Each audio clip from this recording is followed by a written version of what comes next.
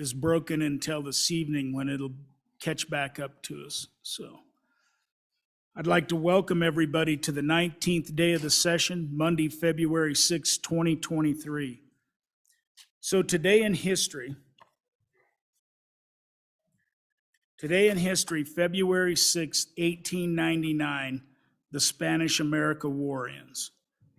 So my grandfather fought in the Spanish-American War, and right after that, he came to Wyoming. With that, roll call. Convening roll call for the 19th day, Monday, February 6th, 2023. Alamand? Allred? Here. Andrew? Excused. Angelos? Here. Banks? Here. Bear? Here. Berger? Here. Brown? Excused. Burkhart? Here. Byron? Here. Chadwick? Excused. Chestick? Here. Clouston? Excused. Conrad? Here. Crago? Here. Davis? Here. Eklund? Here. Haroldson? Here. Harshman? Here. Heiner? Here. Henderson? Here. Hornock? Excused. Jennings? Here. Knapp? Here. Larson Lloyd? Here. Larson JT? Here. Lawley? Here. Locke? Present. Nyman? Here. Newsom? Here. Nicholas? Excused. Nemec? Here. Northrop? Here. Oakley? Here. Obermuller? Here. O'Hearn? Here. Olson? Here. Ottman? Here. Pendergraft? Here. Penn? Excused. Provenza? Here. Rodriguez Williams? Here. Sherwood? Here. Singh? Excused. Slagle? Present. Smith? Here. Stith? Here. Storer? Excused. Strock? Here. Stivar? Present. Tarver? Here. Trujillo? Excused. Walters? Excused. Ward? Here. Washut? Here. Western? Here. Winter? Here. Wiley? Here. Yin? Here. Swanitzer Dan? Here. Swanitzer Dave? Here. Speaker Summers? Here. We'll keep the roll open, Chief, until we have our play ball. I would like to welcome Reverend Mark Marston from the First United Methodist Church for our prayer of the day. Please rise. Let us pray. Lord God, we give you great thanks that you have spoken to the prophets, great and minor, the apostles, the rich, the poor, the wise and the not so wise, the old and the young. And our Lord, today you come and speak to both these men and these women who are gathered in this historic place. Our Lord, give them wisdom that they may know that they walk these hallowed grounds, not alone, but with you, that you have come to those who have walked this place before, and you are with them on this day. For these things we pray through Jesus Christ. Amen. And amen. Thank you, Reverend Marston. Please join me in the Pledge of Allegiance. I pledge allegiance to the flag of the United States of America and to the republic for which it stands, one nation, under God, indivisible, with liberty and justice for all.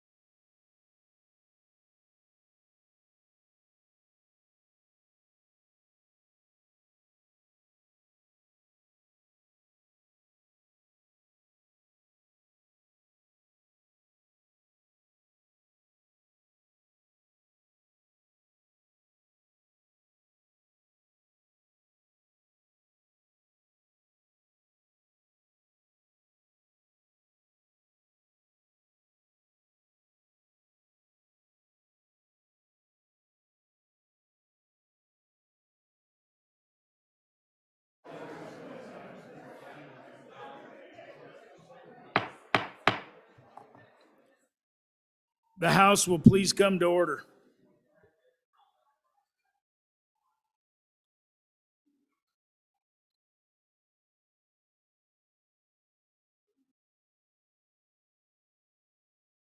Chief, please finish the roll call.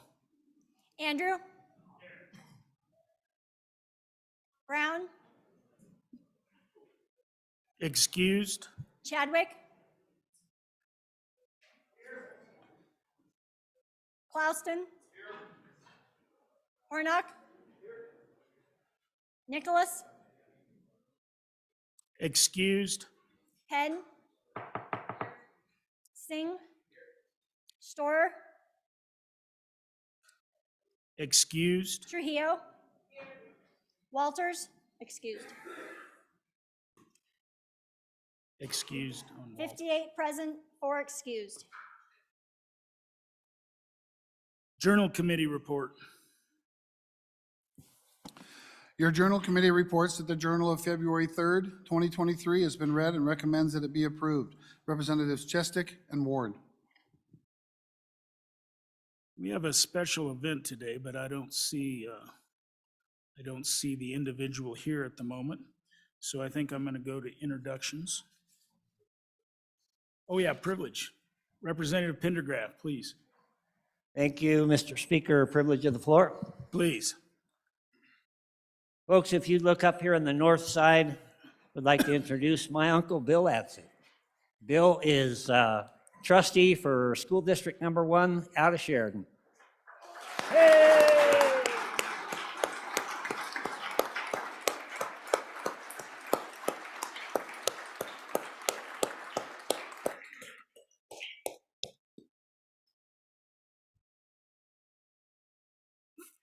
Welcome to the House. All those folks up there that are school board members, would they please stand up?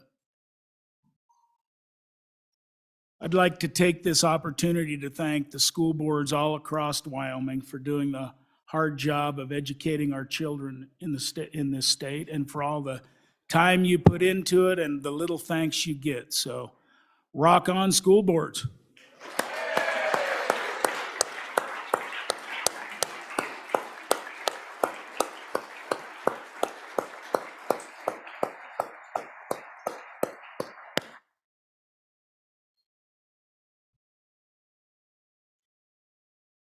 Privilege, Yes, Mr. Speaker, privilege of the floor. please. I'd also like to acknowledge that we have Park County School District Number 1 Board of Trustees here, coming all the way from Powell, fighting the snowdrifts between Shoshone and Casper, as I did. So welcome.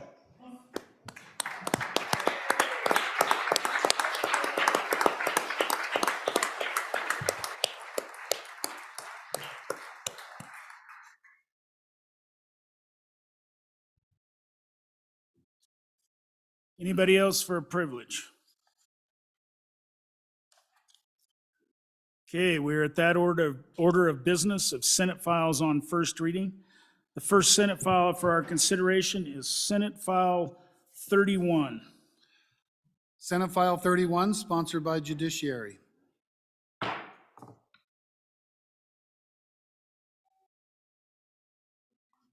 No, not yet. It just needs to say first reading of the bill.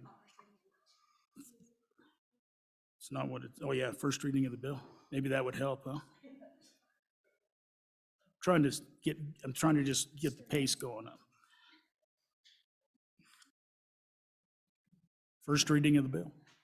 Adjacent land resources data, trespass, repeal. Senate File 31 is referred to Committee Number 1 Judiciary. The next bill for our consideration is Senate File 34. Senate File 34, sponsored by Judiciary. First reading of the bill. Trespass by small unmanned aircraft.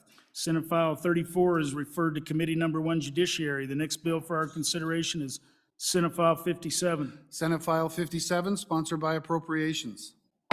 First reading of the bill. State-held drainage district bonds. Senate File 57 is referred to Committee Number 2 Appropriations. The next bill for our consideration is Senate File 96. Senate File 96, sponsored by Water. First reading of the bill. Omnibus Water Bill, Planning and Administration. Senate File 96 is referred to Committee Number 2 Appropriations. The next bill for our consideration is Senate File 42. Senate File 42, sponsored by Revenue. First reading of the bill. Taxation of cigars. Senate File 42 is referred to Committee Number 3, Revenue. The next bill for our consideration is Senate Joint Resolution 3. Senate Joint Resolution 3, sponsored by Senator Dockstader. First reading of the bill. Property tax exemption for the elderly and infirm. Senate Joint Resolution 3 is referred to Committee Number 3, Revenue. The next bill for our consideration is Senate File 51. Senate File 51, sponsored by Education. First reading of the bill. School Finance, Regional Cost Adjustment. Senate File 51 is referred to Committee Number 4, Education. The next bill for our consideration is Senate File 33. Senate File 33, sponsored by Judiciary. First reading of the bill. Defining aircraft for purposes of hunting prohibitions. Senate File 33 is referred to Committee Number 5, Agriculture. The next bill for our consideration is Senate Joint Resolution 7. Senate Joint Resolution 7, sponsored by Senator Driscoll. First reading of the bill. Support for Taiwan. Senate Joint Resolution 7 is referred to Committee Number 6, Travel. The next bill for our consideration is Senate File 5. Senate File 5, sponsored by Corporations. First reading of the bill. Medical malpractice, statutory update. Senate File 5 is referred to Committee Number 7, Corporations. The next bill for our consideration is Senate File 6. Senate File 6, sponsored by Corporations. First reading of the bill. Insurance rebating, modernization.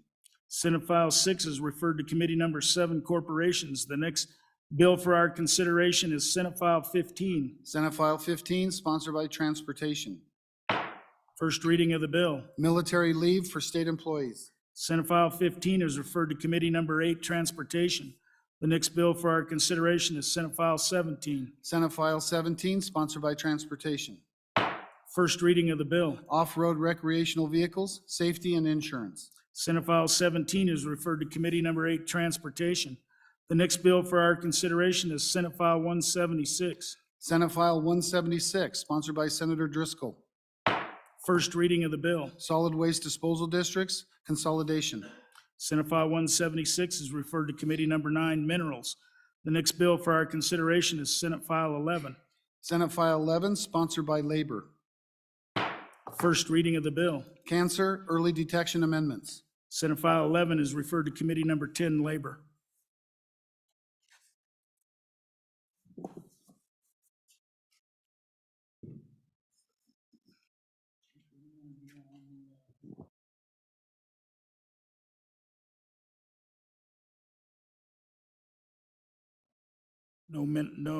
We don't have any messages from the Senate? No. Okay. Reports from standing committees. House Bill 105, sponsored by Representative Haroldson. Repeal gun-free zones and preemption amendments and act relating to concealed weapons. Mr. Speaker, your Committee Number 2 Appropriations, to whom was referred House Bill 105, repeal gun-free zones and preemption amendments, respectfully report same back to the House with the recommendation that it do not pass. Ayes, Representatives Larson, Nicholas, Walters, Zwanitzer. Noes, Representatives Henderson, Sherwood, Stith. Representatives Nicholas, Chairman. House Bill 98, sponsored by Revenue, Property Tax, Homeowners Exemption, and Act relating to taxation. Mr. Speaker, your Committee Number 2 Appropriations, to whom was referred House Bill 98, Property Tax, Homeowners Exemption, respectfully report same back to the House with the recommendation that it do pass. Ayes, Representatives Henderson, Larson, Stith, Zwanitzer. Noes, Representatives Nicholas, Sherwood, Walters. Representative Nicholas, Chairman. House Bill 130, sponsored by Representative Rodriguez Williams. Law Enforcement Canine Detection Grants, an act relating to law enforcement. Mr. Speaker, your Committee Number 2 Appropriations, to whom was referred House Bill 130, Law Enforcement Canine Detection Grants, respectfully report same back to the House with the recommendation that do pass with the following amendments. Ayes, Representatives Henderson, Larson, Nicholas, Sherwood, Stith, Walters, Zwanitzer. Representative Nicholas, Chairman. House Bill 222, sponsored by Representative Summers. Colorado River Advisory Committee, an act relating to water. Mr. Speaker, your Committee Number 2 Appropriations, to whom is referred House Bill 222, Colorado River Advisory Committee, respectfully report same back to the House with the recommendation that do pass with the following amendments. Ayes, Representatives Henderson, Larson, Nicholas, Sherwood, Stith, Walters, Swanitzer. Representative Nicholas, Chairman. House Bill 271, sponsored by Representative Crago. College of Agriculture Endowment, an act relating to the University of Wyoming College of Agriculture. Mr. Speaker, your committee number 2 appropriations, to whom is referred House Bill 271, College of Agriculture Endowment, respectfully report same back to the House with the recommendation that it do pass. Ayes, Representatives Henderson, Larson, Sherwood, Stith, Walters, Swanitzer. Noes, Representative Nicholas. Representative Nicholas, Chairman. Majority Whip Western, would you come up here for a minute? You ready? Yep. Yep. Yep. We're at that order of bills on second reading. Majority Whip Western. Thank you, Mr. Speaker. Pursuant to House Rule 7-3, I would like to lay back the following bills on second reading by one day: House Bill 38 and House Bill 195. Hearing no objection, it is so ordered. So once again, we're trying to get us to committee of the whole so we can hear all the bills you folks put all the time in to working on. You'll see a similar thing when we get to third reading. We'll do a few things like that. And it's all trying to free up time for our committee of the whole.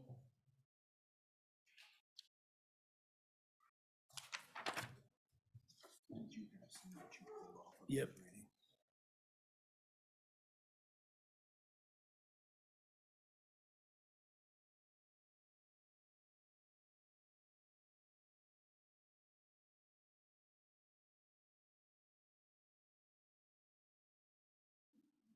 Mr. Majority Floor Leader. We're at that order of business of bills on third reading and final passage, Mr. Majority Floor Leader. Very good. Mr. Speaker, I move the consent list consisting of the following House bills: House Bill 27, House Bill 52, House Bill 100, House Bill 123, House Bill 127, House Bill 140, House Bill 165, House Bill 180, House Bill 185, House Bill 213, House Bill 229, House Bill 239, and House Bill number 286. Would anybody like to pull any other bills off the consent list? You see that 3 bills were off that original list. And I believe Majority Floor Leader, did you have 185? Because 185 was not on my, yeah, that was not on my consent list. My apologies, Mr. Mr. Majority Speaker. Floor Leader. Thank you, sir. Yeah, I've got some black ink that had gone across there, so it'd be 183. House Bill, or excuse me, yes, 183. And yeah, why don't you just provide the list again? Just without one, yeah. Yeah, there was no 185. Just give us the list again, Mr. Majority Floor Leader. One moment, sir. Let me get a clean list. This is so messed up here. Just hang on, sir.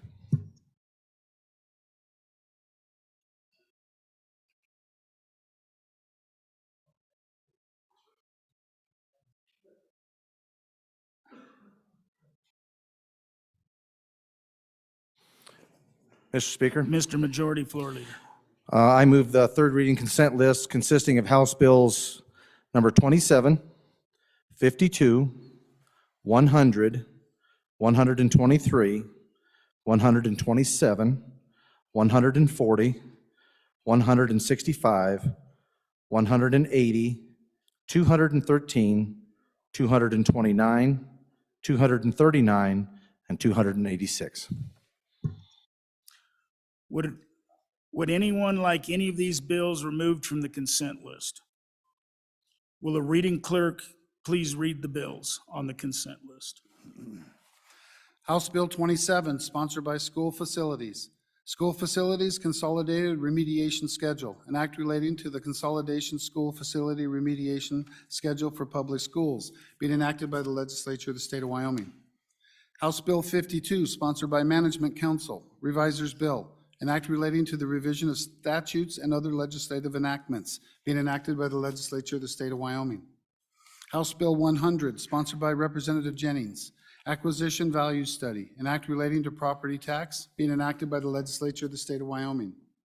House Bill 123, sponsored by Representative Berger, collection of antler or horns by residents and non-residents, an act relating to game and fish being enacted by the legislature of the state of Wyoming. House Bill 127, sponsored by Representative Angelos, healthcare facilities and clergy, an act relating to public health and safety being enacted by the legislature of the state of Wyoming. House Bill 140, sponsored by Representative Zawanit Serdan, mental health care access collaborative care model, an act relating to health insurance being enacted by the legislature of the state of Wyoming. House Bill 165, sponsored by Representative O'Hearn, living organ donor protection, an act relating to insurance being enacted by the legislature of the state of Wyoming. House Bill 180, sponsored by Representative Davis, brucellosis testing, notification requirements, an act relating to agriculture, livestock, and other animals being enacted by the legislature of the state of Wyoming. House Bill 213, sponsored by Representative Burkhart, energy production and inventory exemption, an act relating to ad valorem taxation being enacted by the legislature of the state of Wyoming. House Bill 229, sponsored by Representative Larson J.T., electronic payment of sales and use taxes, an act relating to the sales and use taxes being enacted by the legislature of the state of Wyoming. House Bill 239, sponsored by Representative Singh, vehicle idling decriminalization, an act relating to motor vehicles being enacted by the legislature of the state of Wyoming. House Bill 286, sponsored by Representative Nicholas, ETS consolidation, an act relating to the administration of government being enacted by the legislature of the state of Wyoming. Having been read 3 separate times, the question is, shall these bills pass the House? Chief Clerk, please call the roll. Elleman? Allred? Andrew? Angelos? Banks? Bear?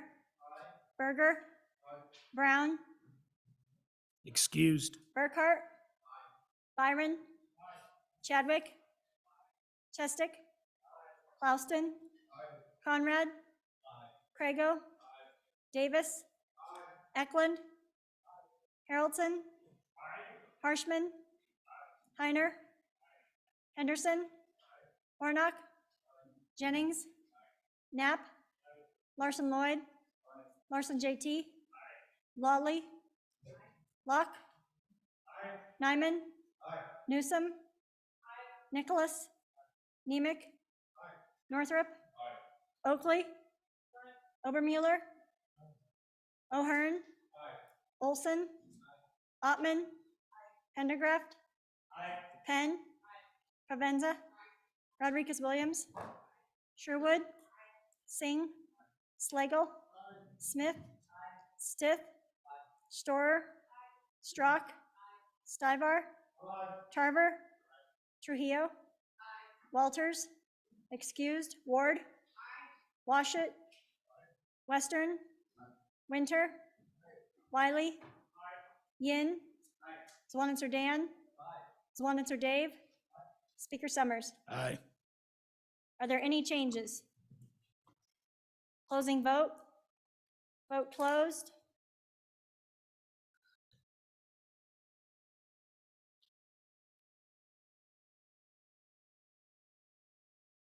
As for House Bill 27, are there any changes? Are there any changes? Jennings? Aye to no. Further changes? Closing vote? Vote closed. 59 aye, 1 no, 2 excused.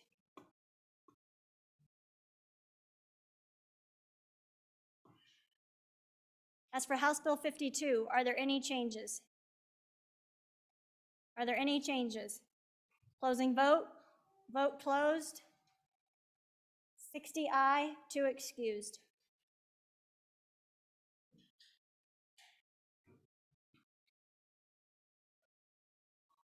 As for House Bill 100, are there any changes? Harshman, aye to no. Provenza, Aye to no. Further changes? Closing vote. Vote closed. 58 aye, 2 no, 2 excused.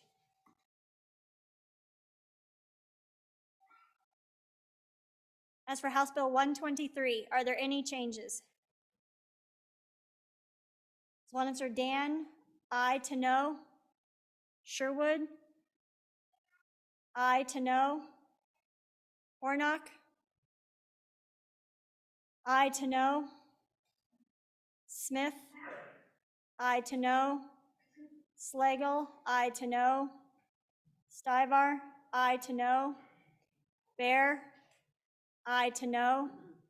Rodriguez Williams, aye to no.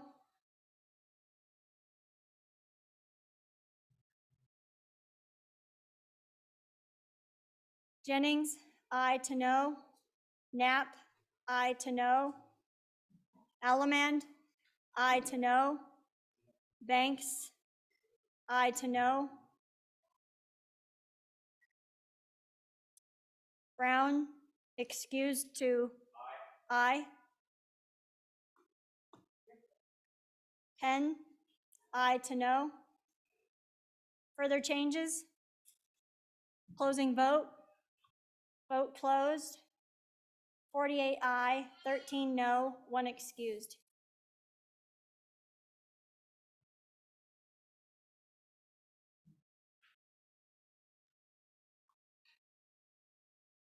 As for House Bill 127, are there any changes? Brown, excused to aye. Larson Lloyd, aye to no. Further changes? Closing vote. Vote closed. 60 aye, 1 no, 1 excused.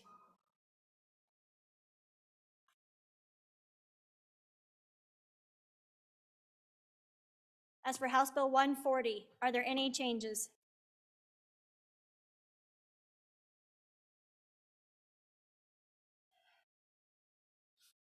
Trujillo, aye to no.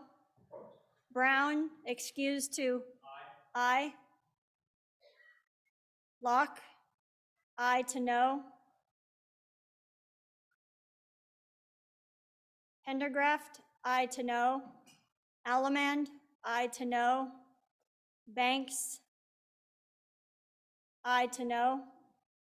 Warnock, aye to no. Davis, aye to no. Ottman, aye to no. Penn, aye to no. Smith, aye to no. Slagle, aye to no. Stivar, aye to no. Strzok, aye to no.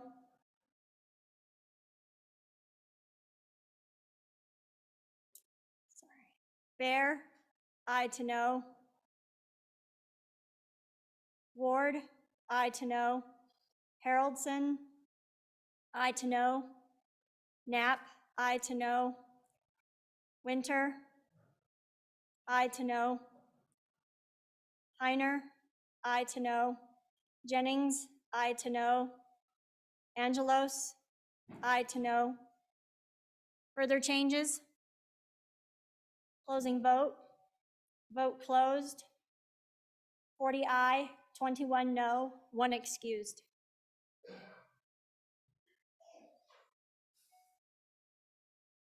As for House Bill 165, are there any changes? Brown, aye, or excused to aye. Further changes? Closing vote. Vote closed. 61 aye, 1 excused.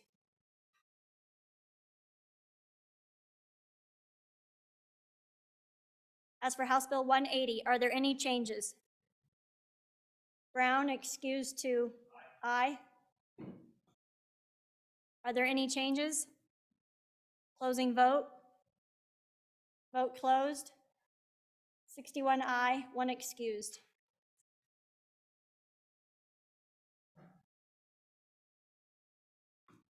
As for House Bill 213, are there any changes? Brown, excused to I. Hornock, I to no. Allemand, I to no. Further changes? Closing vote. Vote closed. 59 aye, 2 no, 1 excused.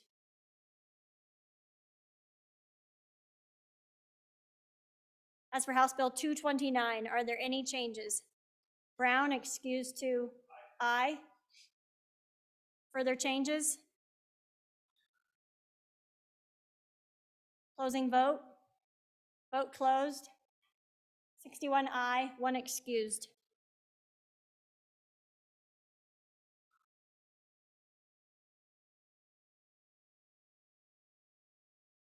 As for House Bill 239, are there any changes?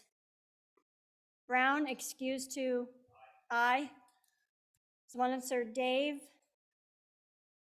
I to no. Henderson, I to no. Further changes? Closing vote. Vote closed. 59 aye, 2 no, 1 excused.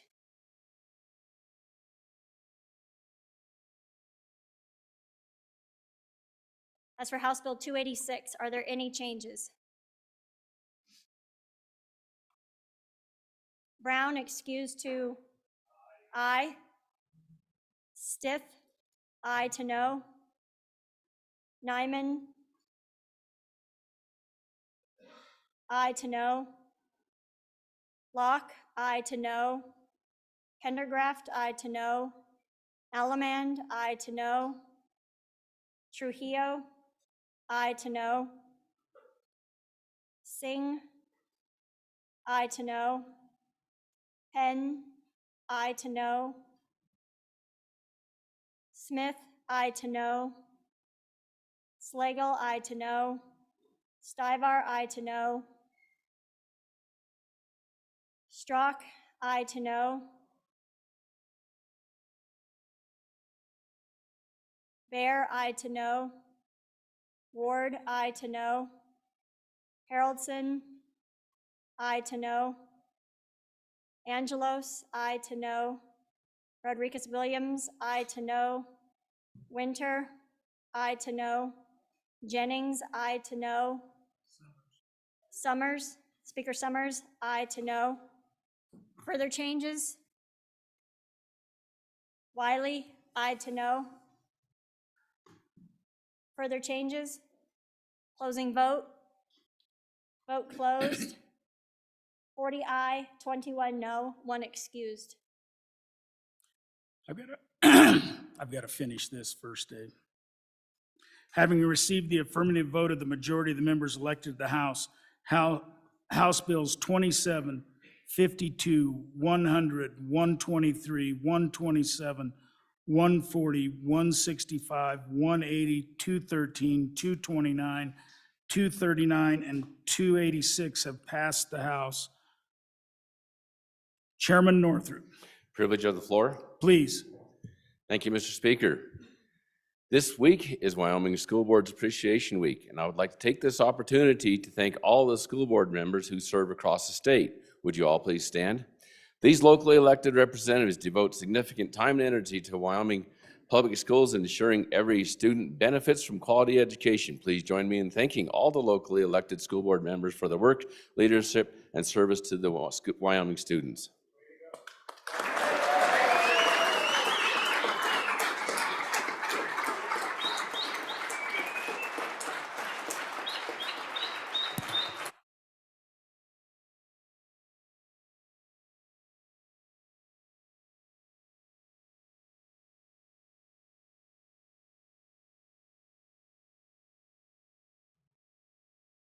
Welcome to the House, and thank you for doing a thankless job. We appreciate it.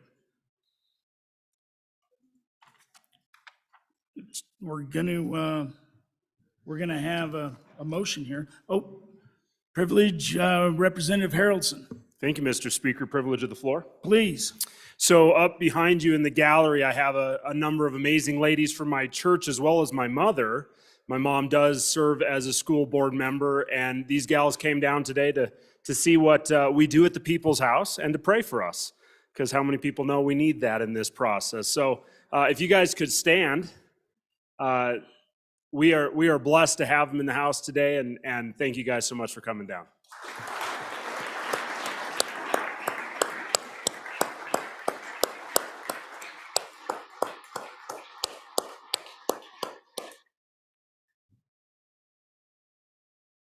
Welcome to the House. Representative Wiley, privilege, Mr. Speaker, privilege of the floor. please. I would like to make an announcement. I have here in the back gallery my beautiful wife and child. Thank God he took after her with his looks. Thanks for coming. Hey!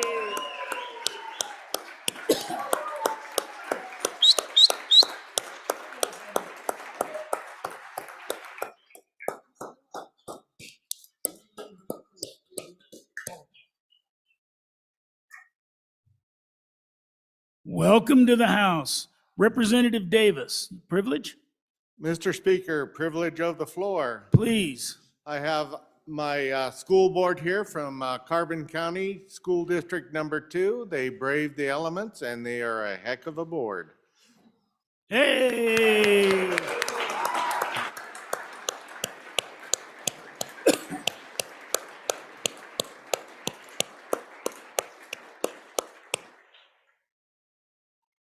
Mr. Majority Floor Leader, privilege. Yes, Mr. Speaker, thank you.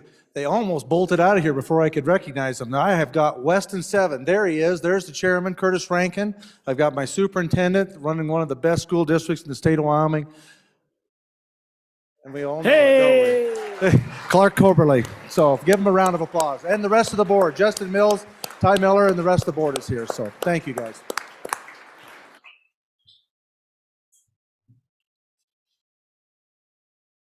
Thank you. Welcome to the House.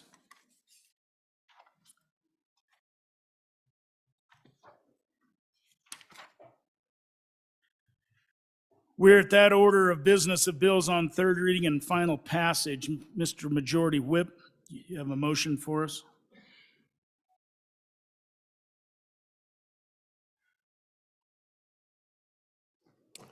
Thank you, Mr. Speaker.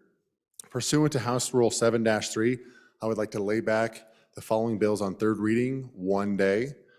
House Bill 27, House Bill 52, No, House Bill 171, 175, and 183. Hearing no objection, it is so ordered.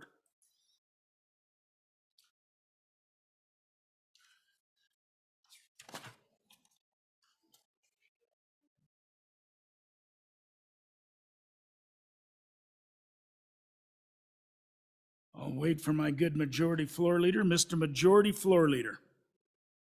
Thank you, Mr. Speaker. I move that the House resolve itself into committee of the whole.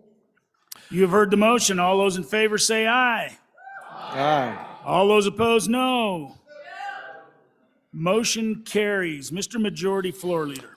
Ladies and gentlemen, thank you, Mr. Speaker. Ladies and gentlemen, if you would look at your updated website, we have a current list. I will read off the top 10, and then there's others that are being currently moved around, and so this will be amended as the day progresses. Your first bill for your consideration will be 95, 59, 209, House Joint Resolution Number 3, House Bill 200, 108, 276, and 164, and then 152, and we will continue to progress on from there. Thank you, Mr. Speaker.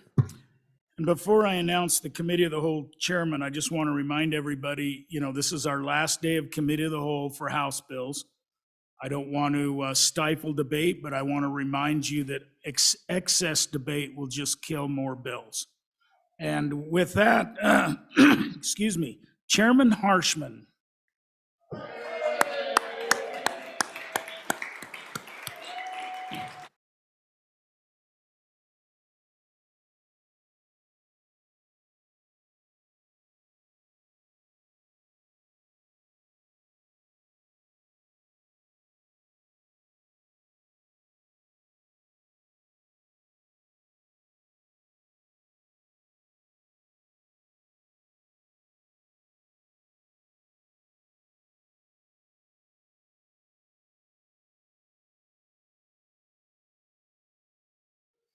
Okay, the Committee of the Whole, please come to order.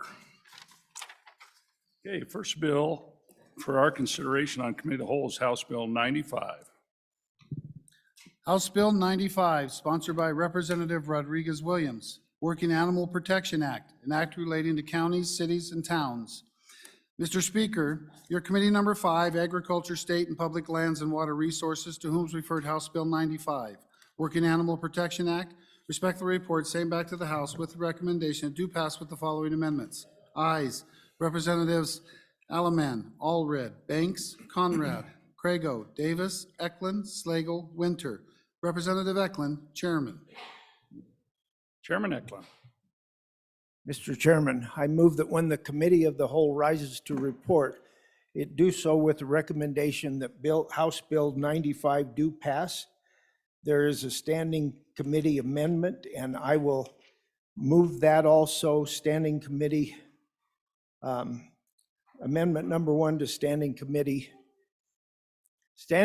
amendment number 1 to House Bill 95, and I'll let the bill sponsor explain the bill and work there are 2 amendments. She can work those in. Turn this discussion over and management to the sponsor from, I guess, the east gate of our favorite national park. Representative Rodriguez Williams. Thank you, Mr. Chairman. Good morning. This morning I introduced to you House Bill 95 titled Working Animal Protection Act and ask for your favorable consideration. Essentially what this bill does is it helps solve the problem of the deterioration of our Western heritage. This bill essentially is intended to protect legal, law-abiding animal enterprise from the radical animal rights extremist agenda. These groups have found it easier to promote their agenda at the municipal level. Local bans on working animals on the working animal industry destroys animal ownership, job opportunities, and revenue that animal exhibitors, carriage companies, and others such as rodeos bring to the state for all citizens to enjoy. This bill prohibits banning lawful businesses that use working animals and does nothing to remove local public health and safety laws that municipalities and counties and towns put into place. The standing committee amendment has been moved, and I'll briefly describe to you what the committee did on that. On page 2 of the bill, line 12, they inserted a semicolon, and then on page 2, after line 12, they inserted any municipal ordinance or policy that is enacted to reasonably protect the health and safety of working animals. Furthermore, on page 3, lines 3 through 4, they deleted the sentence that states the term shall not include rabbits, llamas, cattle, swine, sheep, etc., and subsequently deleted the same line further on page 4, line 12 through 14. And there is a committee of the whole amendment. Okay, any further discussion on the standing committee amendment? Seeing none? I think I heard question being called. Question called on the standing committee amendment. All those in favor say aye. Aye. Opposed, say no. Standing committee amendment number 1 has been adopted. We are now on committee of the whole amendment. Representative Rodriguez Williams. Thank you, Mr. Chairman. Essentially what the committee of the whole amendment does is it inserts on page 2, line 17, several state statutes that pertain to the protection and rights of blind and disabled service dogs, etc. So. Any further discussion on committee of the whole amendment number 1? Seeing none. All those in favor of committee of the whole amendment number 1, please say aye. Aye. Opposed, say no. That committee of the whole amendment number 1 has been adopted. We're back on the bill. Representative Rodriguez Williams. Any further discussion? Question being called. Oh, we have discussion. Representative Yin. Mr. Chairman, thank you. So maybe for the bringer of the bill, since it does start restricting what counties and towns can do. And the intent that the bringer stated was that there was an erosion of our Western heritage. And I guess, is that actually happening in Wyoming? And if it is this actually preempting anything that any town or county is currently doing? Representative Rodriguez Williams. Thank you, Mr. Chairman. Conversely, local governments are merely political subdivisions of the state, created by the state, and like the federal government, assigned limited governmental duties. Again, this bill does not take away any local public health and safety laws that are currently in place or prohibit any municipalities or counties from putting additional ones in place. I don't come before you today citing any specific incident that's happened in Wyoming, but this is essentially a preventative bill to protect the agritourism industry that we so value. Thank you. Okay, further discussion. I've been informed by the good speaker, Representative, that I think we moved a little fast. We've got to back up and move that committee of the whole amendment. Can you do that, please? And then we'll just formally, we have to do that. So go ahead, Representative. Mr. Chairman, I move Committee of the Whole Amendment number 1 to House Bill 95 and ask for your favorable consideration. Okay, we're going to vote again. All those in favor of Committee of the Whole Amendment number 1, please say aye. Opposed? That amendment has been adopted. Any further discussion on the bill? Question being called. All those in favor of Representative Chairman Eklund's motion that when the Committee of the Whole rises to report, it do so recommendation that House Bill 95 do pass, please say aye. Opposed, say no. House Bill 95 has passed the Committee of the Whole. Next bill for our consideration is House Bill 59. Reading clerk, please read the bill. House Bill 59, sponsored by Transportation. Mr. Speaker, let's finish it up. Transportation, Wyoming National Guard tuition benefits, an act relating to defense forces and affairs. Mr. Speaker, your committee number 8, Transportation, Highways, and Military Affairs, to whom is referred House Bill 59, Wyoming National Guard tuition benefits, respectfully report same back to the House with the recommendation that do pass with the following amendments. Ayes, Representatives Berger, Brown, Nemec, Obermueller, O'Hearn, Pendergraft, Wiley. Noes, Representative Smith, Stivar. Representative Brown, Chairman. This bill was re-referred to Committee number 2, Appropriations. Mr. Speaker, your Committee number 2, Appropriations, to whom was referred House Bill 59, Wyoming National Guard tuition benefits, respectfully report same back to the House with the recommendation that it do pass. Ayes, Representatives Henderson, Larson, Sherwood, Stith, Walters, Zwanitzer. Noes, Representative Nicholas. Representative Nicholas, Chairman. Okay, you've heard the reading of the bill. What is your pleasure, Chairman Brown? Thank you, Mr. Chairman. I move that when the Committee of the Whole rises to report it, do so with the recommendation that House Bill 59 do pass. And I also further move the Standing Committee amendment. And I will actually explain the bill and try to do so as expediently as possible. We'll go ahead and disperse with the amendment. And ladies and gentlemen, if you remember on Friday, we had a discussion about another tuition bill that was, or another benefit bill for the military department that was coming through. And we actually removed a half a position and the entire amount of money that was associated with that. And I told you that when we hear the next bill, we would see the full-time position and the money associated with that. And that's what this particular amendment does. So out of 3 different bills, we had one full-time position that will be helping oversee all of the benefits programs that we offer to our military department and their spouses and anybody else along the lines.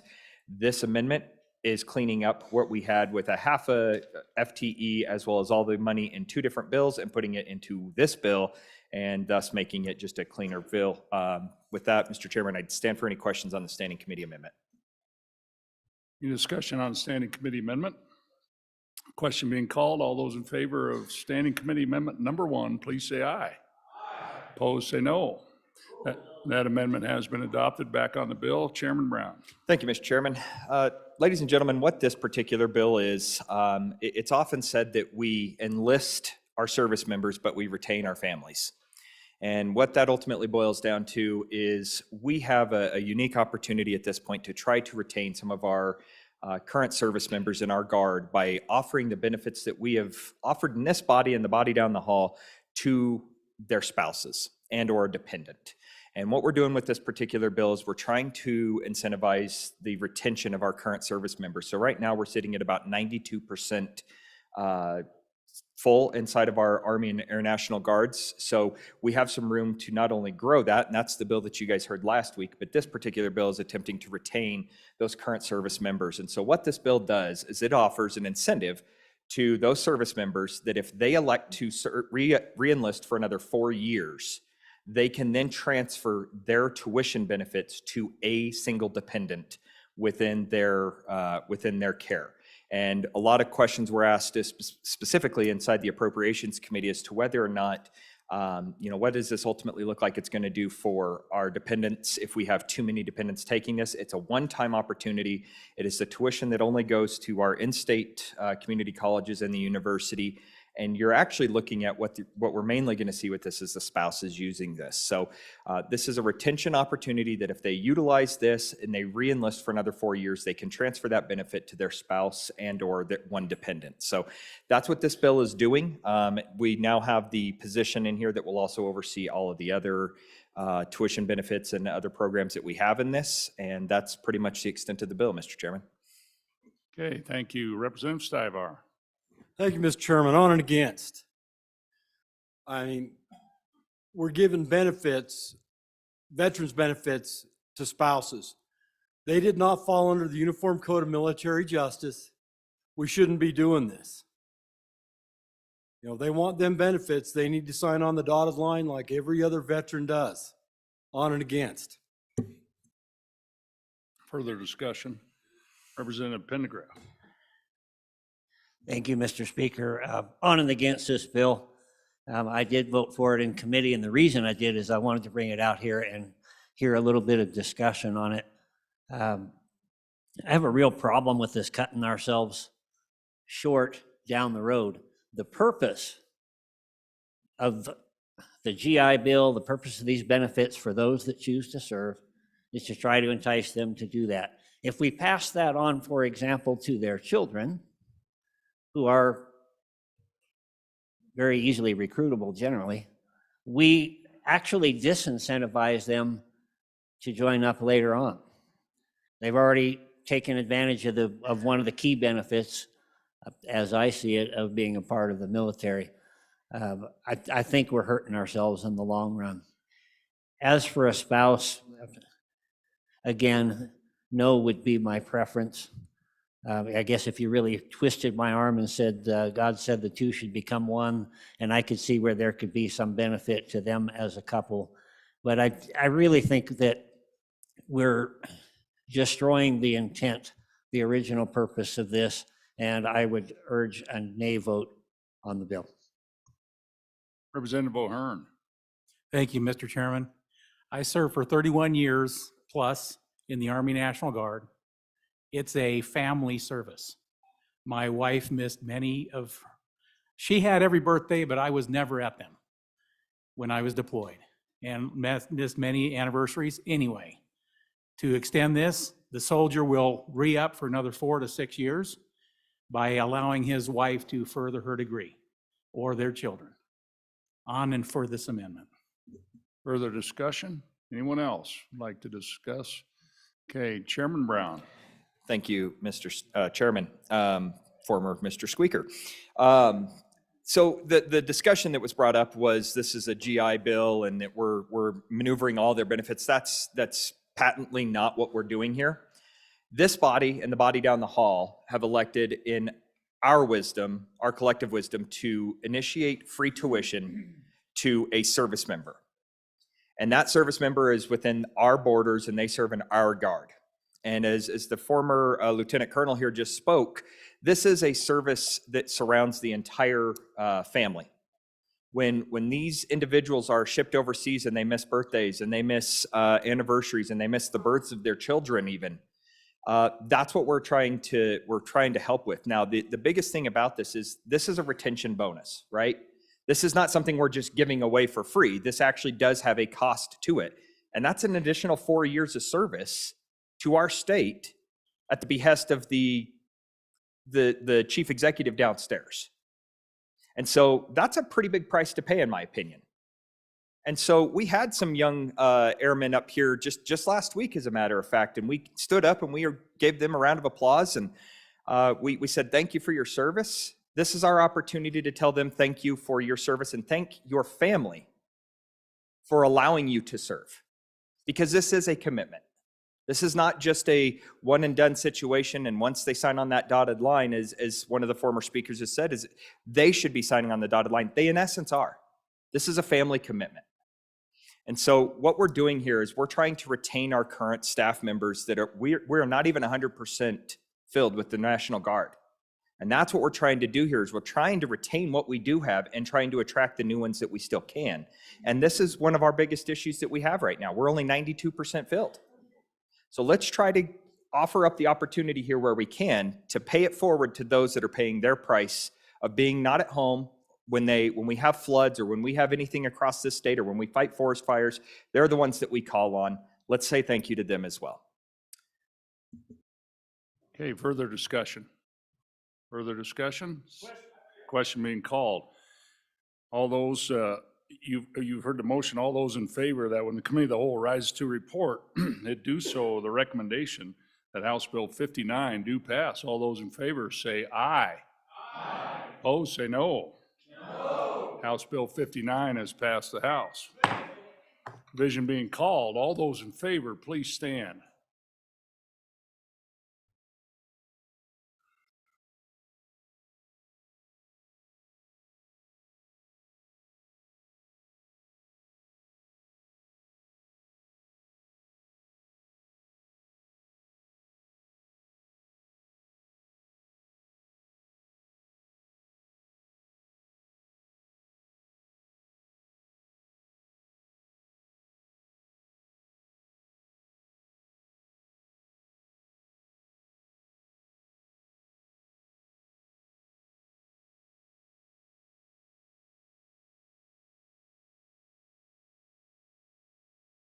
Okay, all those opposed, please stand. Okay, that is less than 33. Okay, House Bill 59 has passed committee of the whole. Okay, members, going to pause. We have a privilege of the floor. Representative Crago. Privilege of the floor, Mr. Chairman. Members, I'd like you to help me welcome to the House a couple young ladies from Niobrara County. We have Larkin Williams. She is the Wyoming State FBLA President, and we have Phoebe Albright. She's the Wyoming State FBL Secretary.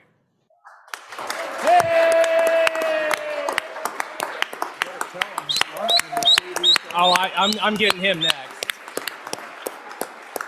Yeah, I got him. Please. One more privilege, if I may, Mr. Speaker. Please. I'd also like us to welcome back to the House the Wyoming Legislature cowboy poet, former legislator J.D. Williams.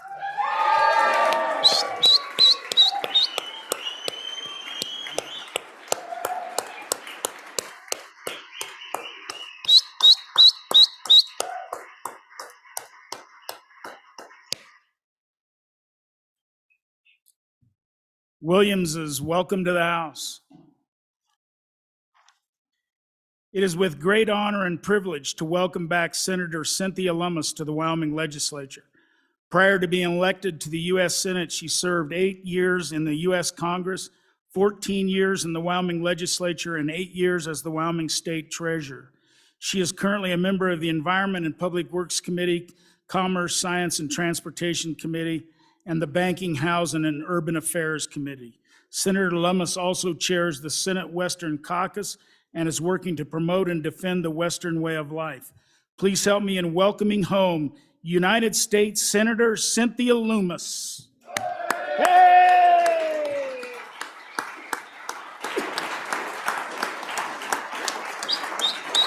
Thank you.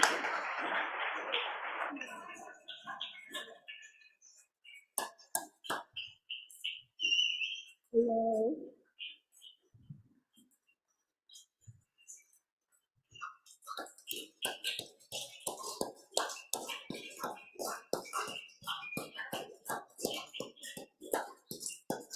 Thank you.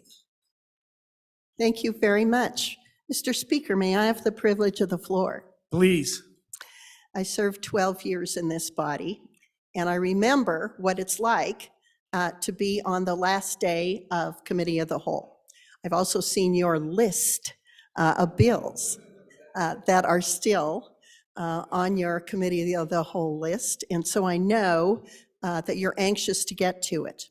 So I'll be especially brief today. You're at the midway of your session, and it's getting kind of exhausting, and you've got a long afternoon ahead of you. But I want to tell you how important your work is, remind you of how significant your legislative deliberations are, how important to our state. In this body, you will spend time this afternoon literally changing each other's minds, advocating, persuading, educating each other about the pieces of legislation that are important to you. That doesn't happen in the United States House or the United States Senate. Rarely do we have opportunities to amend bills when they get to the floor. Rarely do we even have markups in committees. There has not been a markup in the Senate Banking Committee in over 4 years. No one is there to listen to you when you're giving a presentation on the floor of the House and Senate. No one. The person in the chair, the reading clerks are there, but no legislators are there to listen to what you have to say. You're speaking to the record the record of proceedings that will remain in existence, but you're not there to persuade each other. You're not there to educate each other, to help each other learn about a piece of legislation. Your vote has been predetermined by people who are serving in the leadership. It's an inferior legislative process. The legislative process here in the state of Wyoming is superior to the United States House and Senate. So just remember this afternoon and for the remainder of your session, as you work hard, as you get exhausted, as you get frustrated with each other, that this is how legislating was meant to be. This is how our founding documents designed it. You are being true to the way legislation is supposed to happen. This is superior work. You put out a superior product. I'm proud of you. I'm proud of my service in this institution. I'm proud of the Wyoming legislature and the way it serves the people of this state. God bless you in your deliberations, and thank you for your service to our great state of Wyoming. Thank you, Mr. Speaker.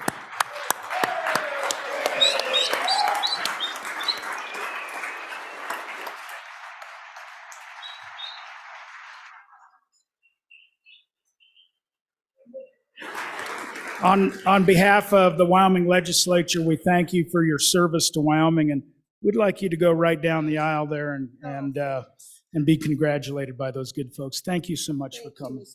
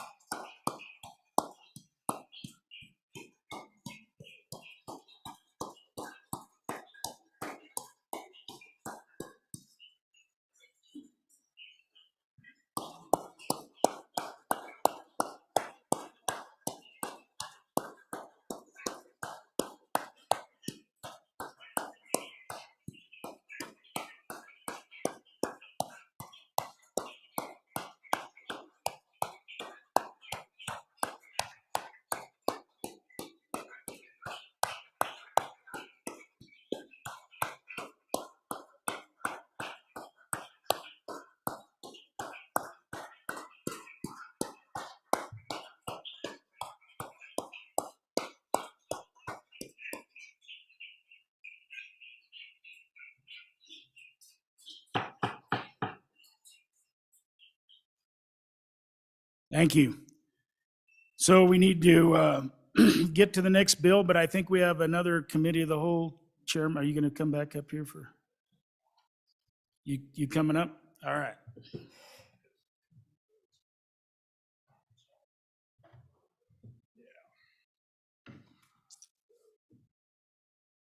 Okay, members, the next bill for our consideration is House Bill 209. Reading clerk, please read the bill.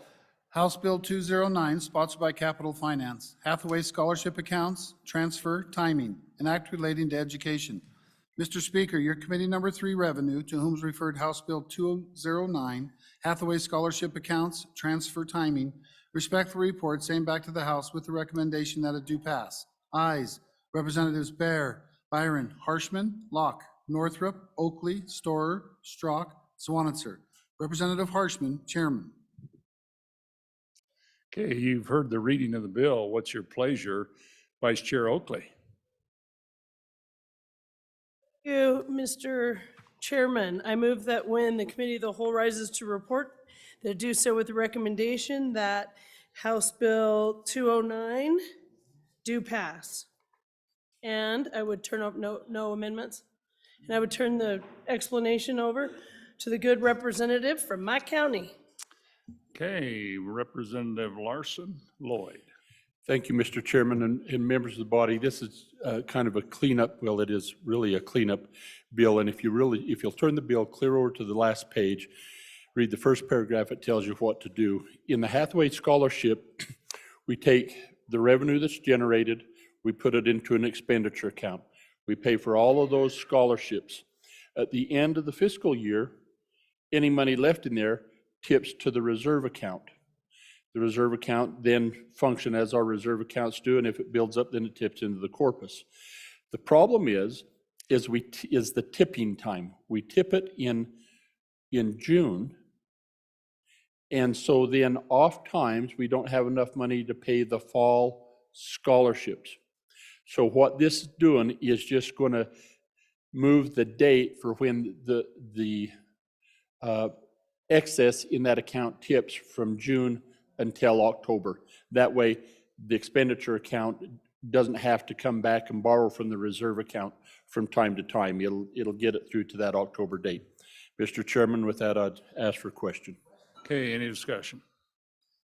Seeing none and sensing you're ready for the question, you've heard the motion, standing committee, or you've heard the motion on the bill. All those in favor of Vice Chair Oakley's motion that Committee of the Whole rise to report to do so, the recommendation that House Bill 209 do pass. All those in favor, please say aye.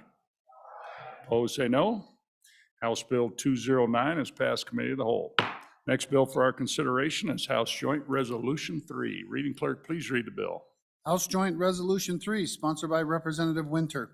Wild Horse and Burro, Best Management Practices. The joint resolution requesting the United States Congress to enact legislation and make other necessary policy changes to allow federal land management agencies and agency partners to implement best management practices for wild horses and burros by allowing for equine slaughter and processing for shipment to accommodate markets inside or outside the United States. Mr. Speaker, your committee number 6, Travel, Recreation, Wildlife, and Cultural Resources, to whom is referred House Joint Resolution 3, Wild Horses and Burros, Best Management Practices, respectfully report same back to the House with the recommendation that it do pass. Ayes, Representatives Angelos, Byron, Larson, Newsom, Singh, Western, Winter. Noes, Representatives Burkhart, Storer. Representative Newsom, Chairman. Heard the reading of the bill. What's your pleasure, Chairman Newsom? Thank you, Mr. Chairman. When the Committee of the Whole rises to report, I hope that it do so with the recommendation that House Joint Resolution 3 do pass. And I turn the presentation over to my fellow legislator from the Bighorn Basin. Thank you. Thank you, Representative Winter. Thank you, Mr. Chairman. Ladies and gentlemen of the 67th, I bring to you House Joint Resolution 3. The purpose of this resolution is to get the attention of our Congress to make some changes to the Wild Horse and Burro Act of 1971. The BLM and Forest Service are tasked with the proper management of these animals on federal land. And with these requirements, they're supposed to manage things in a multiple use manner. They need to recognize the other resources that are out there, including wildlife, recreation, range, timber, minerals, watershed, natural, scenic, and scientific and historical values. These requirements for management are mandated by FLTMA, which is the Federal Land Policy and Management Act, and the wild horses are technically feral animals running on federal lands. And these lands are, most of the horses in the state of Wyoming are found on the checkerboard area in southwest Wyoming. And in that checkerboard, I'm sure you all know that about half of that land is private land. And these private landowners have no ability to remove these horses without the help of the BLM. Horses are a dominant species, and they control water sources and dominate what forage there is available.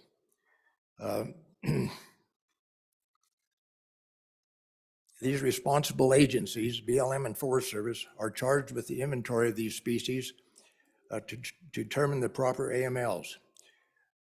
All these efforts are designed to maintain a thriving natural ecological balance and preserve the multiple use relationship on public lands. These agencies are increasingly unable to adequately manage these horses due to several situations. They have difficulties in adopting horses anymore because of lack of potential adopters. Probably the biggest issue are the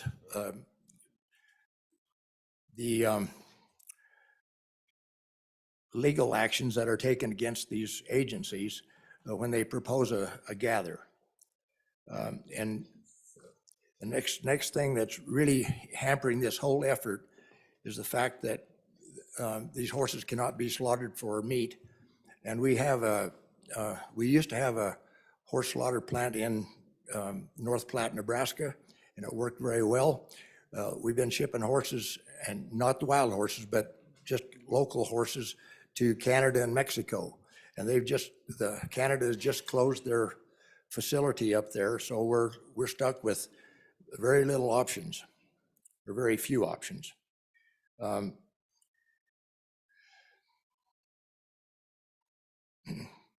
This country is in dire need of changes in these horse management policies to maintain a healthy horse population, along with potential and other resources prominent in Wyoming's landscape. And I stand for any questions.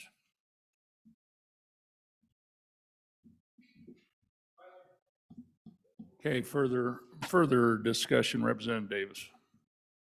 Yeah, Mr. Chairman, he's exactly right. The BLM has been using their funds to fight wildfires in the West, which has taken precedence over this. So there's an overabundance of these horses, which are a natural, reoccurring, renewable resource, and we need to take advantage of that and get them off the range. Thank you. Further discussion? Any other discussion? Question? Question being called? All those in favor of Chairman Newsom's motion and the committee of the whole rise to report to do so with the recommendation that House Joint Resolution 3 do pass. All those in favor, please say aye. Aye. Opposed, say no. House Joint Resolution number 3 has passed the House. Next bill for our consideration is House Bill 200. Reading clerk, please read the bill. House Bill 200, sponsored by Representative Northrup. Non-resident hunting licenses, application fees, an act relating to game and fish. Mr. Speaker, your committee number 6, Travel, Recreation, Wildlife, and Cultural Resources, to whom is referred House Bill 200, non-resident hunting licenses, application fees. Respectfully report, same back to the House with the recommendation that it do pass. Ayes, Representatives Burkhart, Byron, Larson, Newsom, Singh, Storer, Winter. Noes, Representatives Angelos, Western. Representative Newsom, Chairman. You've heard the reading of the bill. What's your pleasure, Chairman Newsom? Thank you, Mr. Chairman. When the committee of the whole rises to report, I hope that it will do so with the recommendation that House Bill 200 do pass. And I turn over the presentation of the bill to my fellow Park County resident. Okay, Representative Northrop. Thank you, Mr. Chairman. Ladies and gentlemen, I'd like to present to you this House Bill 200. It's from a task force that's operated over 16 meetings, spent 200 hours of viewing public comment to come up with 17 recommendations that were forwarded by the Governor Gordon, forwarded to the governor, the chief executive, and the Wyoming, the agency takes care of the game and fish. House Bill 200 is one of them. Move forward with a task force vote of 16 to 1 excused. Wyoming hunting is in very high demand and non-resident applications far exceed the number of licenses available. So with this bill, we'll attempt to take 40% of those out-of-state licenses and look at whether or not we need to be increasing the fees on them. So the bill increases the fees on those 40% of those out-of-state licenses up to a significant figure that allows the commission to charge a special application fee on those licenses. The current base license price for non-resident elk is $690, deer is $372, and antelope $324. What they're trying to do is get these licenses up to where these people who have a once-in-a-lifetime opportunity to come in and buy a license can get the license and can go do that hunt if they so choose. Please vote aye. Okay, thank you. Further discussion?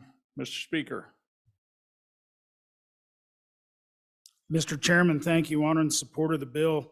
I served on the Wildlife Task Force for nearly 2 years. And many of the things that, in fact, we passed a bill last year that reduced the amount of revenue to the department. And this was one way to increase revenue to the department. And not only that, it's the right thing to do because our license fees weren't at market value. And remember, with this, there was already a split of 40-60, and the recommendation, and this bill doesn't touch the 60%. Those licenses still go out at the same price they've always went out at, but the 40% goes out to this higher price. And a couple of things we talked about in the Wildlife Task Force was how do you find money for access? How do you find money to improve habitat? And this is a way to generate more income to the department and make our licenses more, more marketable, more at the market level with other states. So on in support. Representative Allred. Thank you, Mr. Chair. I am getting reports from the people in my area who make a living doing this, and they're saying, yes, let's do this. So I'm on for the bill. Thank you. Representative Zwanitzer Dan. Thank you, Mr. Chairman. Just a question, because I heard that we've been studying this and this was a task force. So I'm trying to figure out why the bill showed up 3 weeks ago and has no fiscal note.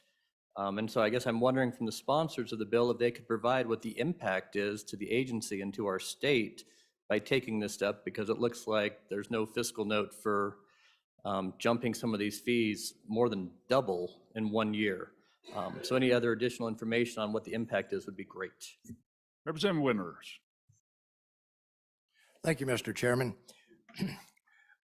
I just want you all to know that this is a market-driven decision that's being made, and that the task force did a good job in determining what these fees ought to be. They conducted a study to determine that, and it will not affect any resident licenses at all. And anything that's left over, if there are any left, will revert back to the 60%. So thank you. Representative Slagle. Thank you, Mr. Chairman. On and against this bill. I think this bill is making it so the hunters, only people who can hunt in our country and in our state, if they're out of state, are going to be the wealthy. I know one of the previous speakers said that it's only 40% of those licenses, but 40% of 100% of the licenses is a lot. And I really feel the information sent out by our department that manages game and fish already shows that we have just over 50,000 hunters that are out of state, and about 80,000 that are resident hunters. And if you look at the income, about a third of it is by resident hunters and the other is from out-of-state hunters already. So I'm on and against this bill. Thank you. Representative Hornock. Thank you, Mr. Chairman. So in some emails and other things, there's been talk through this bill that it will change the preference point system. I'd like a lot more clarification how that works, or if it does, and what it does exactly with the preference point system. Thanks. Representative Henderson. Thank you, Mr. Chairman. I think I want to thank the, I know I want to thank the task force and our hard work. Appreciate it. But Mr. Chairman, my question is, was there any discussion about, ramping this up instead of taking the whole bite in 1 year? Thank you. Okay, Representative Harrelson. Thank you, Mr. Chairman. So just to give you guys, I want to give the 30,000 real quick, because I sat on this committee in the interim as we discussed this. So this here is a fee that will be on top of the license amount. And so I won't go through line by line, but give you guys an example. Like right now, a non-resident elk license will cost you around $1,200, and this will be a $1,200 fee on top of it. So it's a $2,400 to get that 40% draw license. We have a 60% pool and a 40% pool.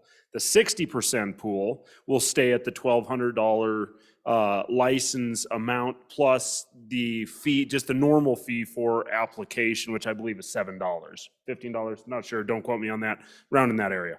And then the second area is going to be that 40% pool that has this fee associated with it. So it's going to be the harder to draw areas where they're in essence, they're willing to pay extra to get the opportunity for the experience. So you guys need to know that this is increasing that by that amount. Will they pay it? Yeah, they will. Should they have to pay it? Now that's the decision you have to make. I was a no in committee. I'll be a no here today. But I think it's important to understand this isn't changing the license fee from $576 to $1,258 for elk. This is changing the additional 40% fee on top of the license. So you're in essence going to have an elk license. It's going to cost you around $2,400.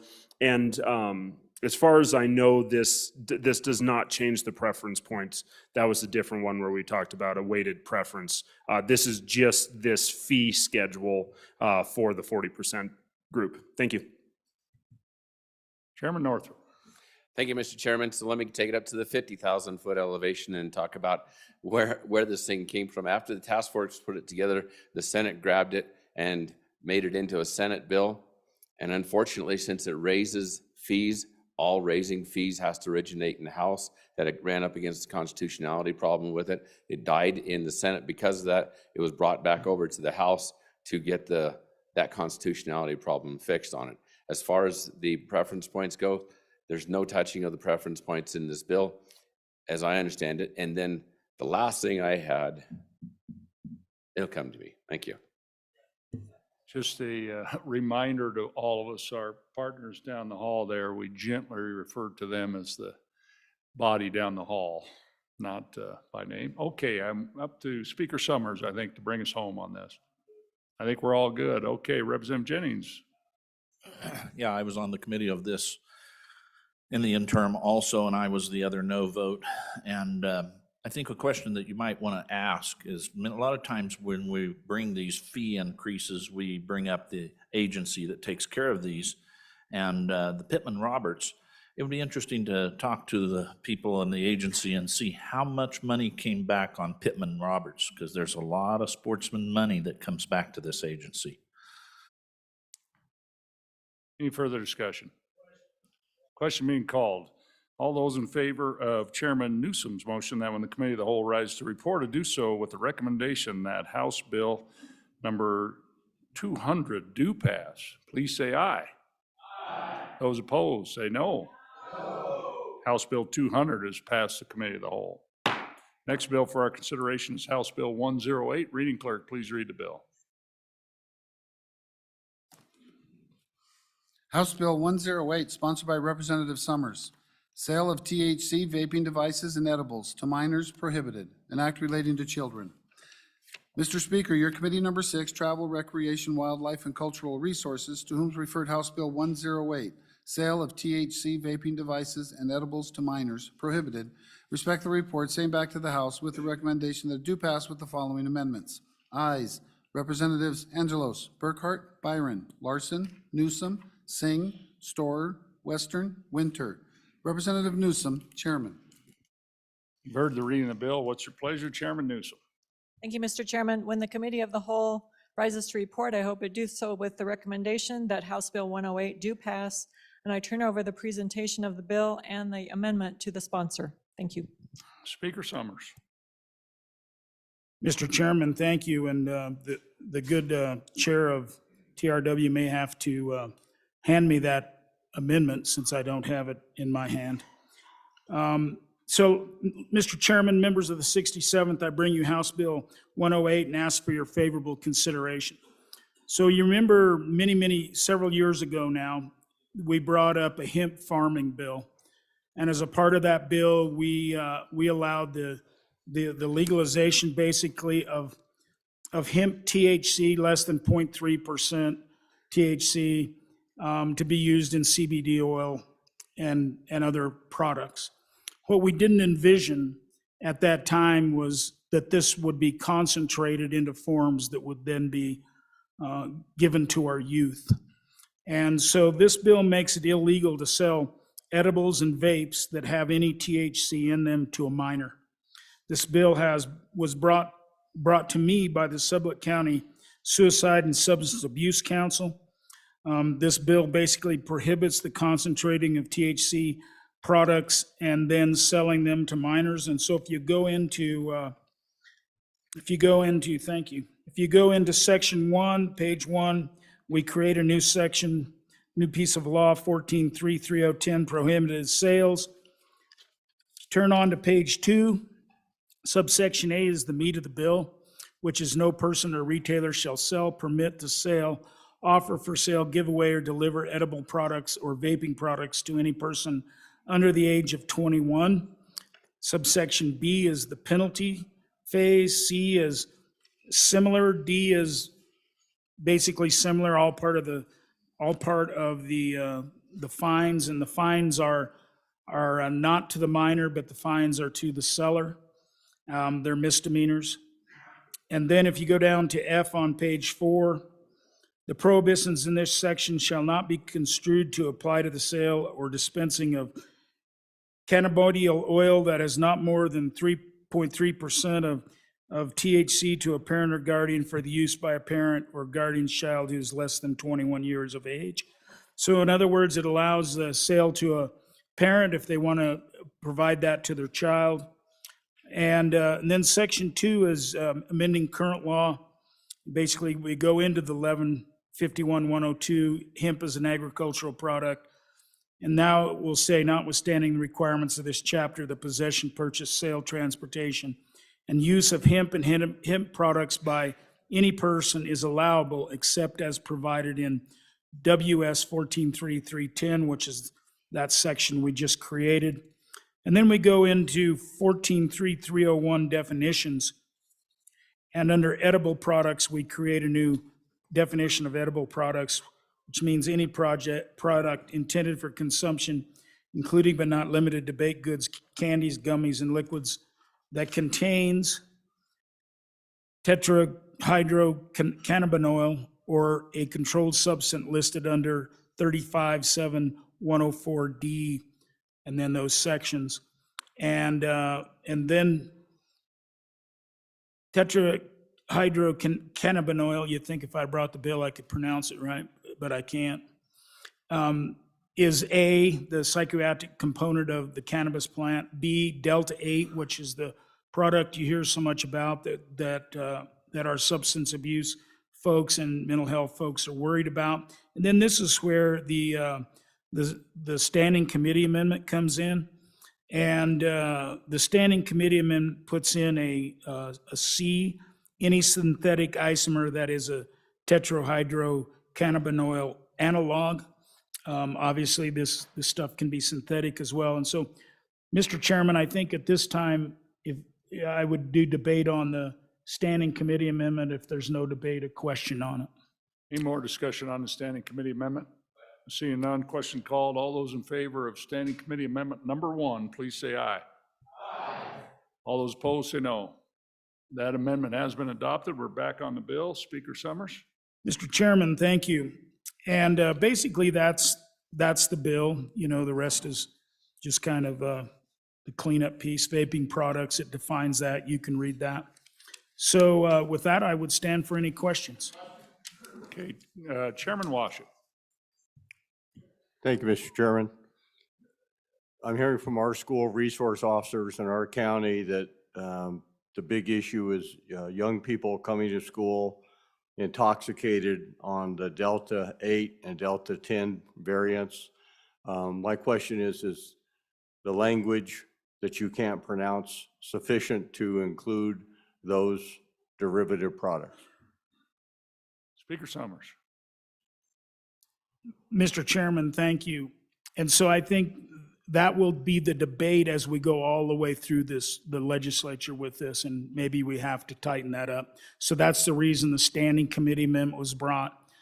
Did we get Delta 10 in that? I'm not sure. I know that was the debate on another bill as well, but I believe as we move this through the process, we can ask those folks if we have all the derivatives right, and whether it's in our second or third reading, we can bring that as well. I think those folks behind the scenes are trying to get all these derivatives correct. So that I would stand for any more questions. Any more questions? Any more discussion? Question being called. All those in favor of Chairman Newsom's motion on the committee of the whole rise to report and do so with a recommendation on House Bill 108 do pass. All those in favor say aye. Aye. Opposed say no. House Bill 108 is passed committee of the whole. Next bill for our consideration is House Bill 276. Reading clerk, please read the bill. House Bill 276, sponsored by Representative Wiley. Shed antlers and horns permit, an act relating to game and fish. Mr. Speaker, your committee number 2 appropriations, to whom is referred House Bill 276. Shed antlers and horns permit, respectively report same back to the House with the recommendation do pass with the following amendments. Ayes. Representatives Henderson, Larson, Nicholas, Sherwood, Stith, Zwanitzer, Noes, Representative Walters. Representative Nicholas, Chairman. You've heard the reading of the bill. What's your pleasure? Chairman Nicholas. Thank you, Mr. Chairman. I move in the committee of the whole rise and report. It does so with a recommendation that House Bill 276 do pass. And I will turn the explanation of the bill and the amendment over to the good representative from where the water's sweet. Representative Wiley. Mr. Chairman, Speaker, I'd like to go through this bill really quick. It's a good little bill. And I'd like to move the amendment to the bill. Amendment 1 to House Bill 276. This is, just so I'm clear here, this is standing committee amendment number 1. Yes. Okay, we're on that amendment. Go ahead, Representative Wiley. So the amendment, basically what it does is instead of permit, we're going to require a conservation stamp to collect shed antlers. There's going to be exemptions for anyone under the age of 15 years and for nonprofits. And we're going to go from 6 a.m. on May 1 to June 30th. That's the amendment in a nutshell. I'd please ask you for your favorable consideration. Further discussion on the standing committee amendment. Question being called. All those in favor of standing committee amendment number 1 to House Bill 276, please say aye. Aye. Opposed, say no. That amendment has been adopted. We're back on the bill. Representative Wiley. Mr. Chairman, yeah, the bill is pretty self-explanatory through the amendment. It will require a conservation stamp to collect shed antlers. Again, there's exceptions for nonprofits, so the Boy Scouts so the nonprofits can collect the antlers up in the feed grounds in the land where the peaks are tall. And then there's also exemption for anybody under the age of 15, so you can enjoy it with your family. It's a friendly bill to the departments. That's why we put in the date range there. And other than that, it's going to be good for the communities that are affected the most by shed antler hunting. And I please ask you for your favorable consideration. Further discussion, Representative Zwanitz or Dan? Thanks, Mr. Chairman. Just a question, and this was on a similar bill I voted no on this morning. So in 23-1103, which is our ownership of wildlife statutes, has there been any discussion that we're including basically body parts of an animal that are no longer living as owned by the state? And that just seems like I understand that we have to do that to then put all these restrictions, but I was wondering if there's any testimony from our department or anybody, from our legal community saying that it's okay that we start classifying antlers as property of the state of Wyoming. And is that not a fairly significant leap that someone's looked into and said that's okay to do? Further discussion, Representative Hornick. Thank you, Mr. Chairman. I'm a little hesitant to support this. We have a lot of public lands in the state. People are allowed to enjoy those public lands. People can go and enjoy those public lands at any time they would like, hopefully. And it just makes it a little bit difficult. If I'm on a piece of public land outside this time period, hiking, biking, whatever I'm doing out there, I run across an antler, it makes it illegal for me to pick it up unless I have a tag for that antler. I don't think that we necessarily want to restrict it to that type of thing. Thank you. Okay, thank you, Representative Olson. Thank you, Mr. Speaker. My question is similar to the good Chairman of Health and Labor, but I kind of look at this in the reverse of that, and that is that the existing statute says that all animals are property of the state, period. That's the existing statute. But this modification says, but certain parts of the animal, the shed antlers or the horns, are property of the state, but only if it's on public lands.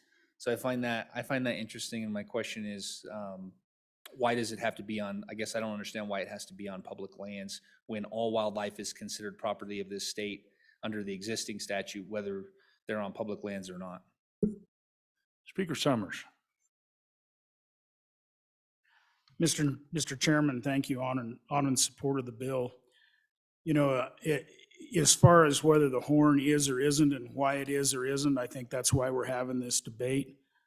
But if you think about it, if the horn was on the skull and you found the old dried out skull with the horns on it, it is the property of the state. You got to get it tagged, as a matter of fact, to be able to take it home, to be able to, frankly, probably to move it. So I think that was the question. So if anything, I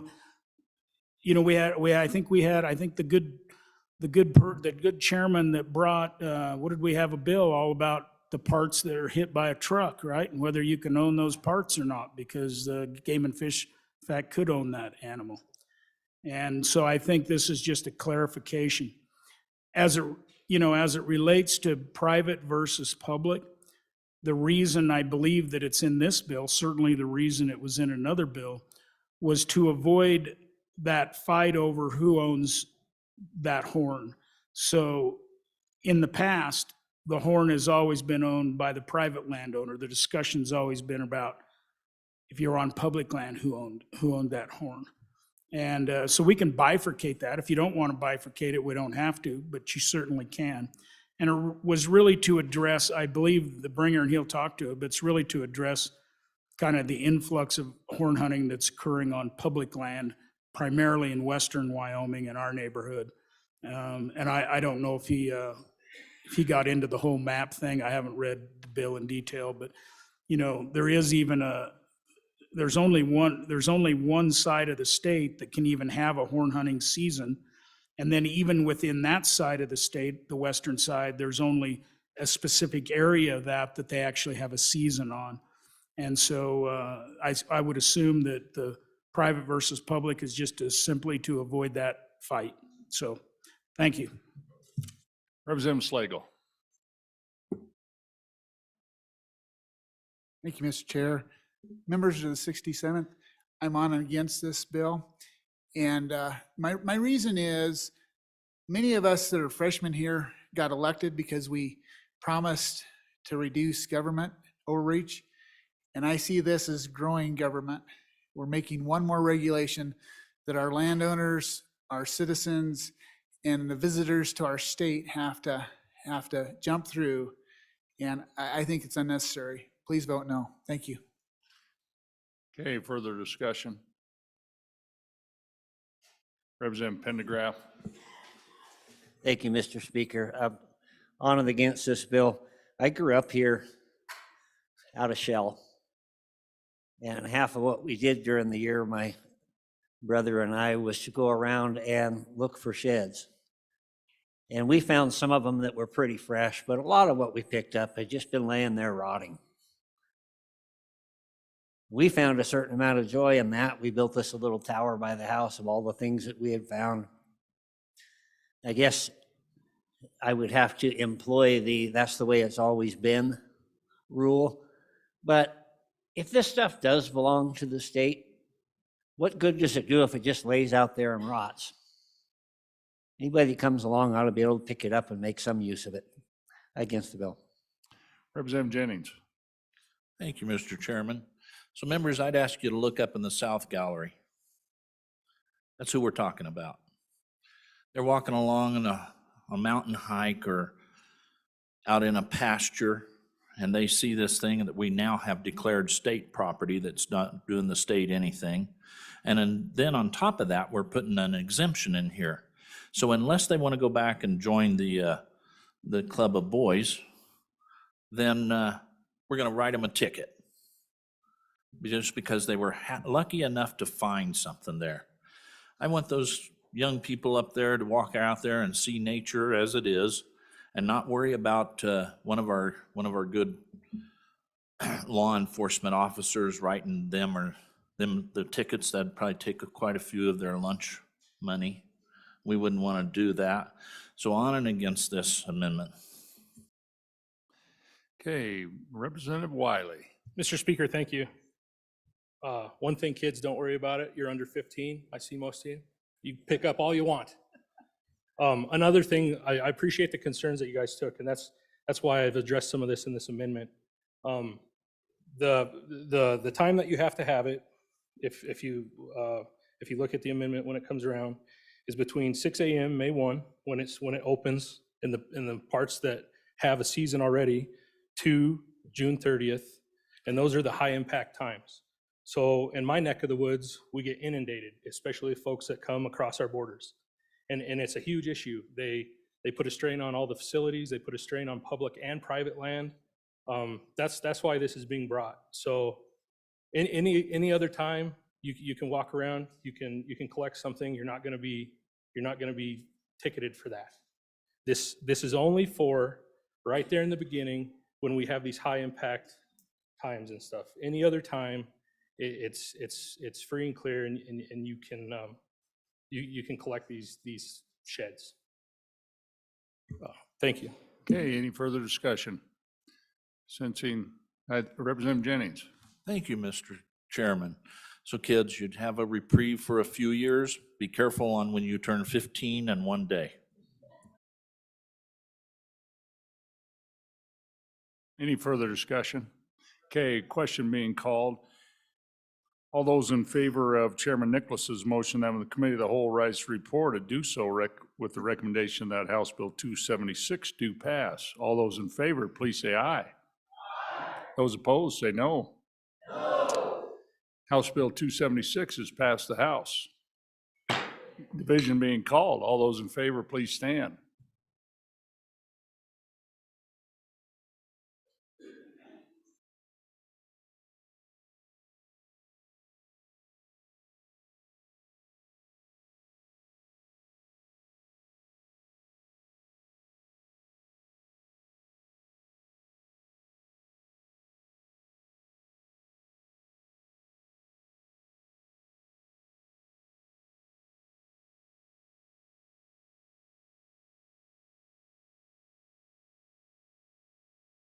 Okay, all those opposed, please stand. Less than 36. House Bill 276 has passed the committee of the whole. We're going to pause for a privilege. Representative Provenza, please proceed. Thank you, Mr. Chairman. Since we're pointing to my constituents, I figured I would introduce them. So these are 4th, 5th, and 6th graders from the Laramie Montessori School in House District 45. They're 4th, 5th, and 6th. So if you'll stand, we'd like to say hello.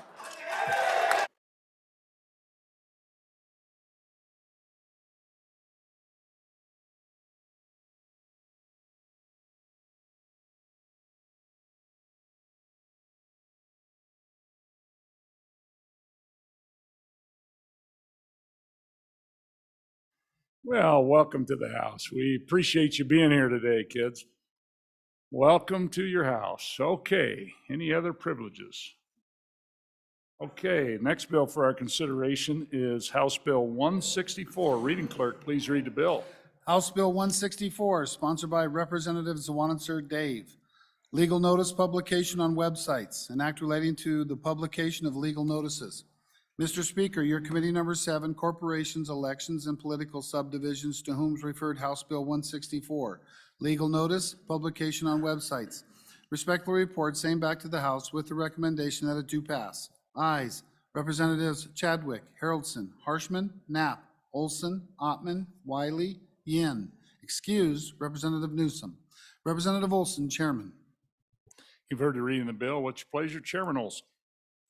Thank you, Mr. Speaker. I move that when the committee of the whole rises to report that it do so with the recommendation that House Bill 164 do pass. There are no amendments on this bill, and I'll turn over the explanation of it to the good representative from the capital city right here in District 8. Okay, Representative Zawanitzer Dave. Thank you, Mr. Chairman. Ladies and gentlemen, a lot of times bills come to us brought by constituents. This bill is brought to us by the entity that runs the newspapers in the state of Wyoming, and it has to do with the legal notices. It's a very short and simple bill. Basically, it says that if you, basically, if the legal notice needs to be printed in a local newspaper, then it must also be printed on that newspaper's website and on the statewide website that's dedicated towards legal notices. So there are 2 newspapers that are pretty small in the state, and this organization has agreed that they will help those 2 newspapers that either get a website or make sure it gets put on the public website for the state. And with that, I would stand for questions. Any further discussion on the bill? Chairman Washit. Thank you, Mr. Chairman. Just a quick question. Does this organization that maintains this website, will they receive remuneration from the newspapers in order to post on their website? Any other discussion? Okay, Representative Zawanitzer Dave. Thank you for the fine chairman from Judiciary. No, there will not be any other charges to either the readers and or anyone else. It would just come out of whichever department or agencies placed in the legal notice in the newspapers. Further discussion? Question being called. All those in favor of Chairman Olson's motion that when the committee of the whole rises to report, it do so with a recommendation that House Bill 164 do pass. All those in favor, please say aye. Opposed, say no. House Bill 164 is passed committee of the whole. Next bill for our consideration is House Bill 152. Reading clerk, please read the bill. House Bill 152, sponsored by Representative Rodriguez Williams. Life is a Human Right Act, an act relating to abortion. Mr. Speaker, your committee number 1, Judiciary, to whom is referred House Bill 152, Life is a Human Right Act, respectfully report same back to the House with the recommendation that it do pass. Ayes, Representatives Haroldson, Jennings, Nemec, Rodriguez Williams, Washit. Noes, Representatives Chestick, Crago, Oakley, Provenza. Representative Washit, Chairman. You've heard the reading the bill. What's your pleasure, Chairman Washit? Thank you, Mr. Chairman. I move that when the committee of the whole rises to report, it do so with the recommendation that House Bill 152 do pass, and I turn over explanation to the sponsor. Representative Rodriguez Williams. Thank you, Mr. Chairman. I present to the body House Bill 152, the Life is a Human Right Act. I'd like to briefly explain the why and the what of the bill. Because life is so precious, it is important that the best laws be passed by this body. Pro-life Wyomingites have sent us here to protect life. This bill helps do that. The legislature is taking the opportunity to provide a more fulsome statement on Wyoming's position on the protection of life with this piece of legislation. And I will walk you through what's included in the bill. Mr. Chairman, on pages 2 through 4, the bill states that the body recognizes that because unborn babies are members of the human race from conception, they're entitled to the rights of all human beings. The body recognizes that Wyoming has a legitimate interest and duty to preserve the life of all humans, no matter what stage they are in. The body recognizes that the branch has the authority to interpret and define terms found within the Constitution. Moving on to pages 5 through 6, we look at definitions. Abortion is defined as the intentional termination of the pregnancy of a woman. It's critical to point out that the bill specifically states on the bottom of page 6 to the top of page 6 that abortion does not include measures intended to save the life of the baby, measures to remove a dead unborn baby, or treatments for ectopic pregnancy. Pregnancy, reasonable medical judgment, and unborn baby are also defined on page 6. Moving on to page 7, we look at abortion prohibited. Moving on to page 7 and 8, there's further discussion about exemptions, specifically pre-viability separation procedures in order to prevent the death or serious permanent impairment of a life-sustaining organ of the pregnant woman. Treatments resulting in the accidental injury to or the death of the unborn baby. Mind you that contraceptives are not included in the definition of abortion, and House Bill 152 does not prohibit them. Furthermore, the intent of this bill is centered on preserving human life. Moving on to page 9 and 10, we look at penalties and remedies. Penalties do not apply to the pregnant woman who is the victim of an abortion. A physician or anyone who causes another to receive an abortion are guilty of a felony, and the fine is not to exceed $20,000. Moving on to page 10 and 11, we list civil remedies. So this bill essentially creates a private right of action for women who are victims of abortions, provides a route for enforcement by a county attorney with proper jurisdiction. Moving on to page 12 and 13. How the act is to be construed and right of intervention. On page 12, it specifies that the provisions of the act are severable. Page 12 through 13 creates a right of intervention, and on page 13 we talk about jurisdiction. On page 14 through 16 we talk about record keeping. This requires the Office of Vital Statistics to compile data on abortions committed within the state of Wyoming. Moving on to page 16, protection for physicians who refuse to perform abortion, and page 17, it prohibits state funds from being used to perform or abet in abortions.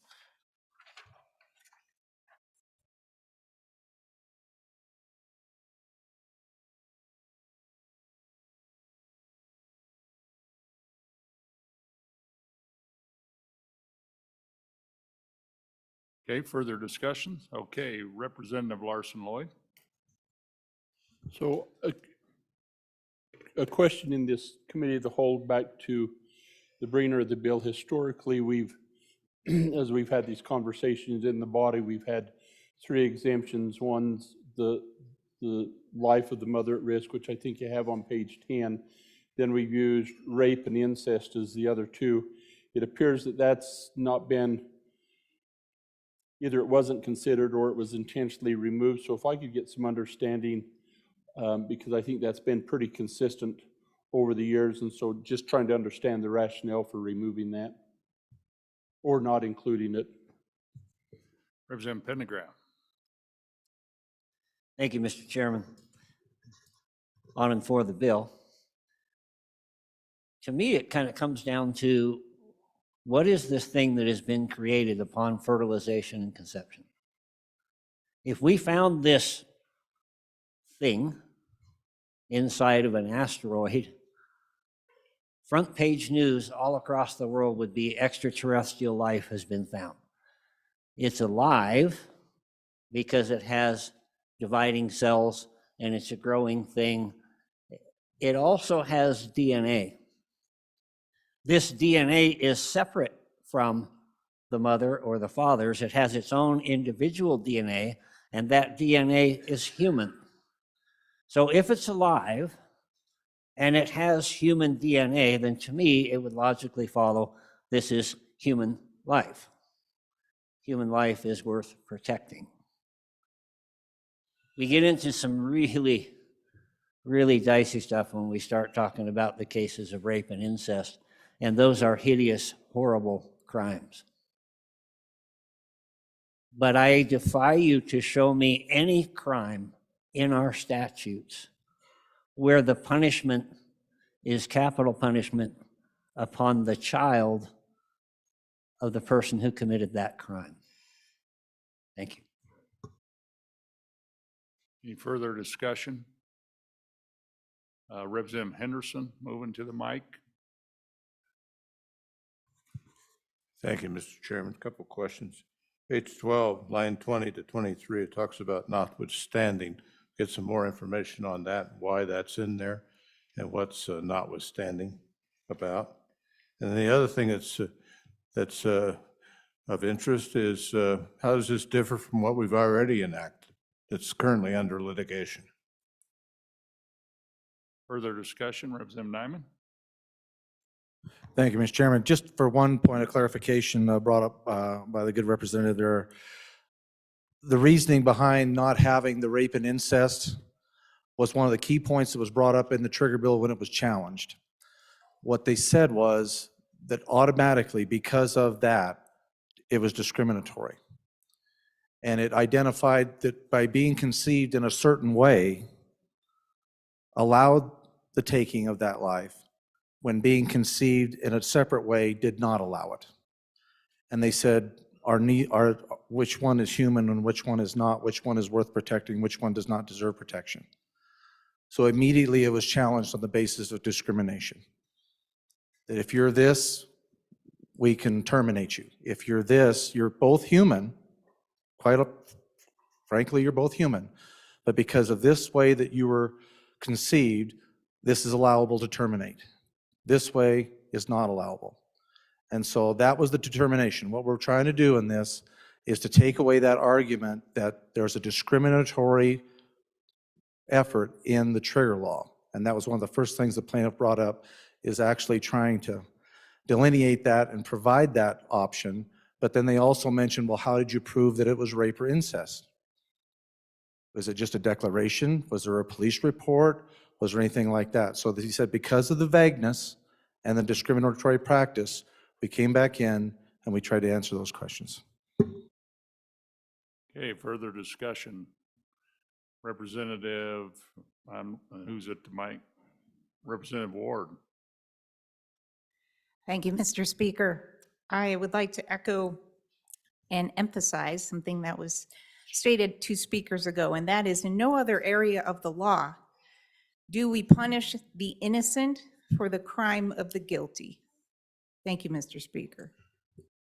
Representative Oakley.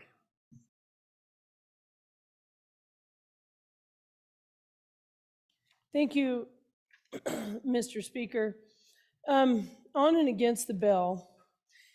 And so I just want to discuss, I guess, what we're looking at. What's the decision in front of the body today? And so, we heard testimony on this in committee, and as you can imagine, the entire time taken up with sort of like pro-abortion arguments and anti-abortion arguments. But what's important to understand is that's just not what we're looking at, and that's not what's in front of this body.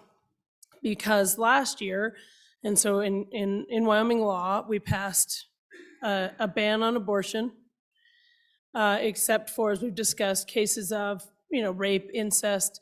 So it went through this body, went through the Senate, was signed into law, and then it was challenged. So that is currently in front of the Supreme Court. So what this does, instead of letting that process finish, which is, again, a ban on abortion in Wyoming, we're saying we're going to stop. What I'd say is, so we've got a horse 3/4 of the way there in the race. And this says, well, never mind, we're going to scratch that horse. We're going to get a new horse. So what I would say is, so that's a time-consuming process to abandon course, to start all over, which is time-consuming, expensive, and all that time. There's a stay on this. But then also, and I guess what we're here to talk about is, I think it's a worse horse. I think we're abandoning something that we've got going, and we're derailing that, and it's not going to work out well. So because of that, because I think it's a more problematic bill, and I think there are issues with it. So page 2, lines 13 through 15. The legislature, as a co-equal branch of government, may make declarations interpreting the Wyoming Constitution. So it seems to me that this is sort of like, it seems like in frustration of the fact that what we're doing is going through judicial review, which is because, as we all know, it's the judiciary that interprets the laws like civics that we all learned when we were kids. I mean, the basics of our government are, of course, that the legislature makes the law, executive enforces, and the judiciary interprets. So we can make a statement like this. Because of course this would be challenged too. It will be challenged if we pass it, and that's fine. That's the way it's going to go. So the first thing we do is stick a middle finger to the branch who will be reviewing. I don't think that's wise. I don't think putting that statement into law makes a lot of sense. So that's in there. In addition, it eliminates those, as we've discussed, like sideboards, which have been passed by both of houses as far as rape and incest, having those, that takes those out. It mentions creator and also references religious provisions, which is probably likely to put us at odds and possibly looking at getting overturned. It adds a right to intervene for legislators into the court case, which some legislators attempted with the last one, and that was denied. So in an attempt to try to have a heavier hand, put this bill forward, and it's more likely to, I think it's more likely than what we currently have to get overturned. And I also think that, why wouldn't it, in December, that case is in front of the Supreme Court. We can let that finish and see where we are. And so it just seems premature, and and like I said, I still think this is I personally think this is a worse bill, more problematic bill. So if what we're trying to do is so we've got this law in place, which I would submit it is, because that's why we passed it last year, then let it run its course. This is just making a mess of things. This body and both through the 66th and I think continued shows that we are a pro-life legislature. That doesn't mean that this is a better bill, and I submit to you it's not. So I think we let the law that we already have in place run its course, let the judiciary do their job, let them interpret the law, and see where we are. So at this point, on and against this bill. Okay, Representative Haroldson. Thank you, Mr. Chairman. So a couple things about that. The bill before you today is doing a couple things. One, it's bringing definitions in, it's bringing in information. There was a massive lack of information in codified law that held them back from being able to make decisions, the judicial branch, and so there was a lot of questions. The rape and incest clause being one of them.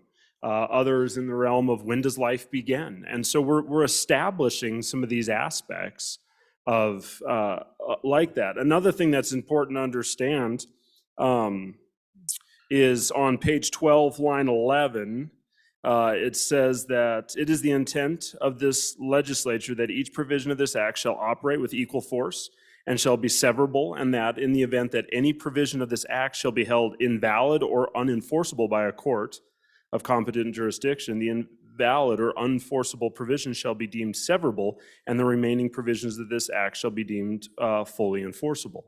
And so this is giving us the ability as we're moving forward with this conversation, because let's face it, none of us knew when we walked into the last legislative session that we would see this court case overturned. We prayed and hoped that that was the case for a lot of us, but we did not know. And now that that is the case, we are now walking through the process of establishing what is life. What does it look like to have this overturned? And so this bill does that. It has that severability clause, which means that if there's something in here that doesn't stand up through judicial muster, that portion will be removed, but the rest of it will stay intact. This is a way that we can protect the unborn. This is a way that we can define when life begins. And this is a bill that's going to actually bring us across the finish line in this conversation. So I believe that this is time to bring this one through committee of the whole and vote for it. Okay, I want to check. Representative Newsom, did you want to speak on this?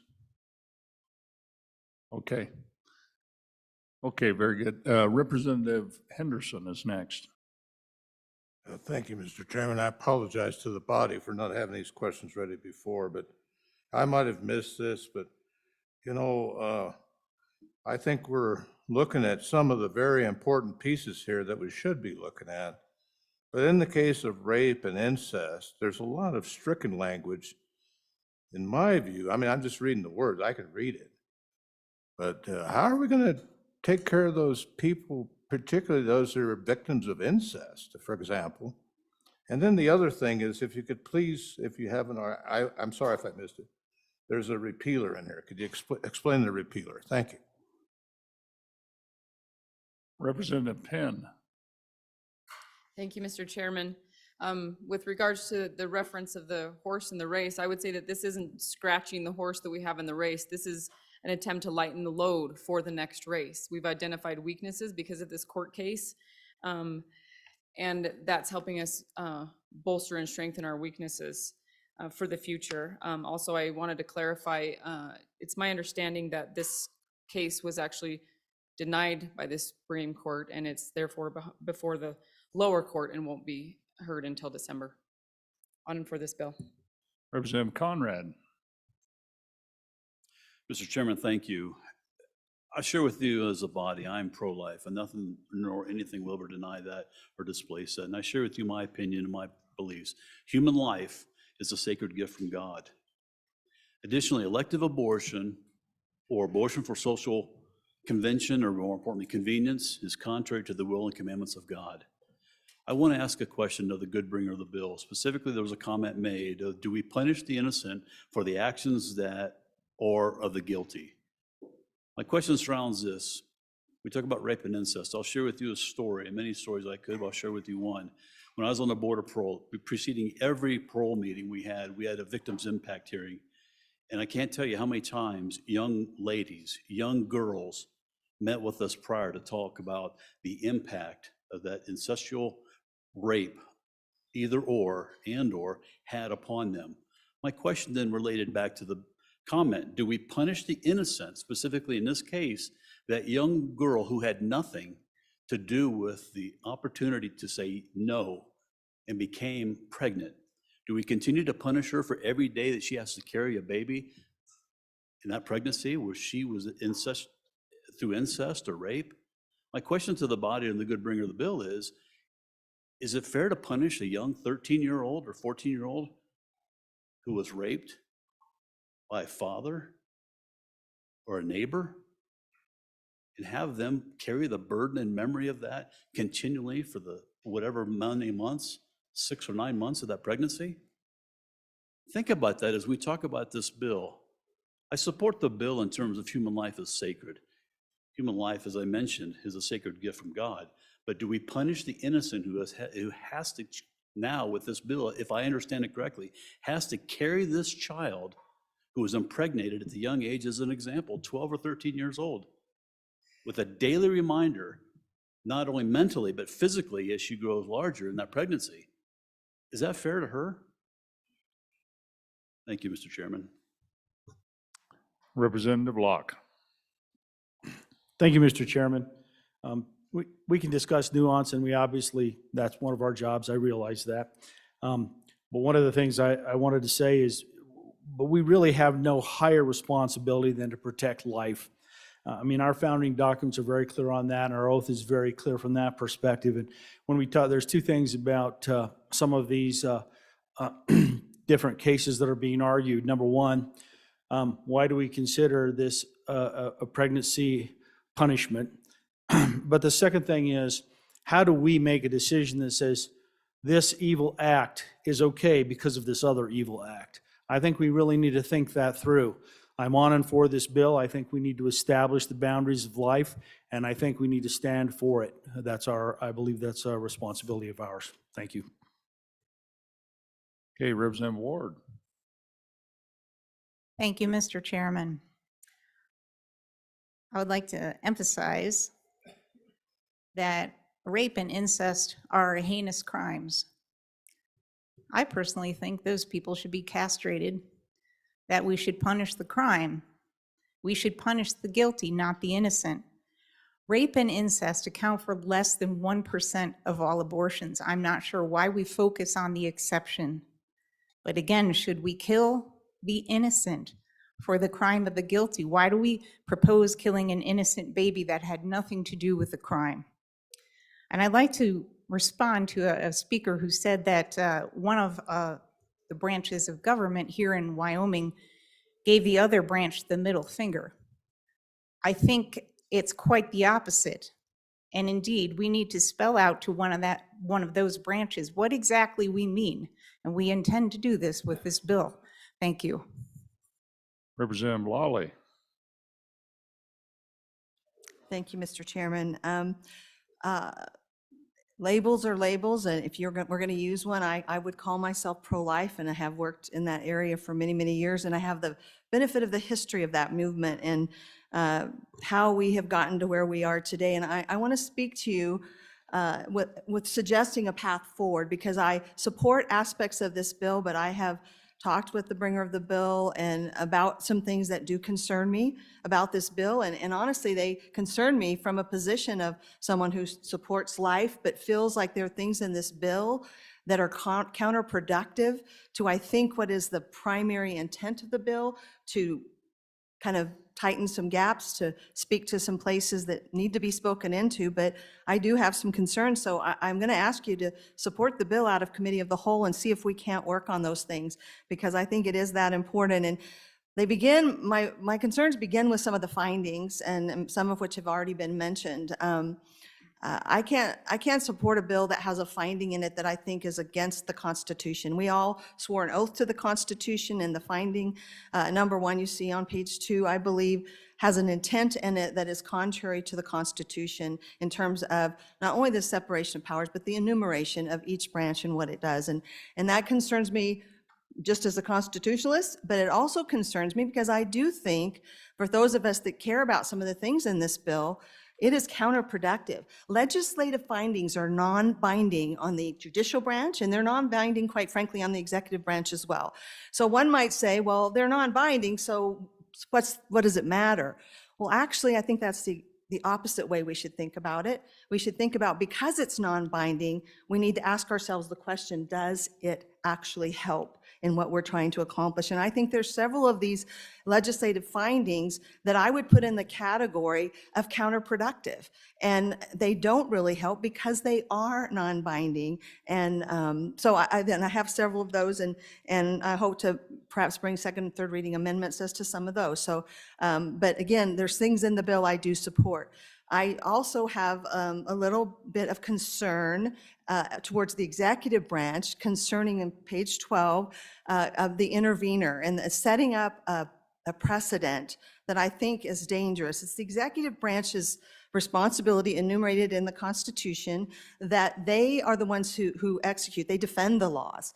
And in effect, we're saying we want to take over a little bit of that ourselves. So there might be a way to consider some of the concerns on that regard with, but I think reacting to specific things in a specific lawsuit with legislation is something we should pause before we do. So I have some concerns, and I do plan to bring some amendments to address some of those. But there are some things in this bill that I do think are important to speak to and for the legislature to speak to. So I just guess I'm just offering a path forward for those of you that feel like you'd like to see if we could make it better, to vote it out of committee of the whole, and let's work on some making it better.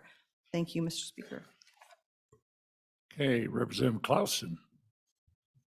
Thank you, Mr. Chairman. Just 2 points on this. I've talked to some of my friends that are pro-life attorneys, and they addressed what the last speaker just talked to. They're really nervous about this being constitutional based on page 2 that she had just mentioned. Also, on page 17, line 16, it says, "No funds appropriated by the legislature of the state of Wyoming shall be used to pay for abortions." And I understand the meaning of that. I think we're going to run into a situation where we have a Medicaid mom whose health is in danger, and she's going to need a medical procedure to save her life. And as being for Medicaid, that's where those funds are going to have to come from. So I think we need to add something here talking about the health of the mother in that exception to pay for those in her case. Thank you. Representative Bear.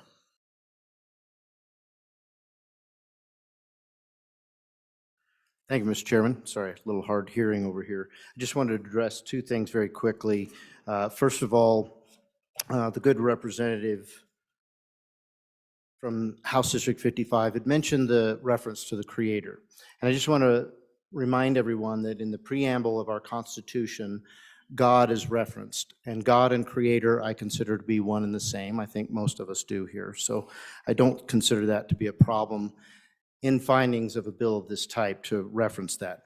Also, to my good colleague from House District 19, who was concerned about the memory and burden that a woman who experienced rape or incest or both would be put under by this bill. And I would just say that we need to also take into account the memory and burden that that person might have to live with after having taken the life of a child that they were about to have, whether that child was the result of a heinous crime or not. That memory and that burden definitely is forever. Thank you. Representative Hornock. Thank you, Mr. Chairman. So my mother was pregnant with me and got pregnant with me right about the time the Supreme Court decision on Roe versus Wade was enacted. And so my entire life, there has been this process that we had up until just recently with the Dobbs decision from our highest court. And so this issue is also probably the one issue that motivated me years ago to get involved in politics. So perhaps some of you echo my sentiment when I say it is an honor and a privilege and to debate this issue today here, because it does mean a lot to many of us. So it is an honor to be here today doing this. I did not ever think we would get the chance because, until the Dobbs decision. So it is a privilege, and we should not take that lightly. I think that one of the things that has happened in my lifetime because of the the court's decisions was that we have begun and created a division in this country based on the 2 sides of this issue. With the decision of the court last year, we now have an opportunity that is unique because now it is it's required of us. It's not that we can, it's not that we might, it's not that it's that we should make this decision. It is incumbent upon every legislative body in the country to make their decision about where they stand on this issue, to draw the line that they're going to draw. So that's what we're doing today. And it's very, very important. And it is my opinion, it's my wish that we would draw the line where this bill draws the line and not move it from there.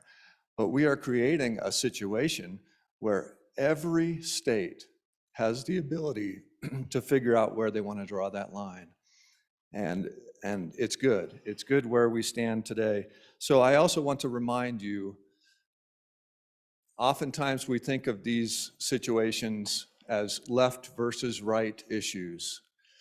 And please remember that there is a left and right, but there is also an up and down.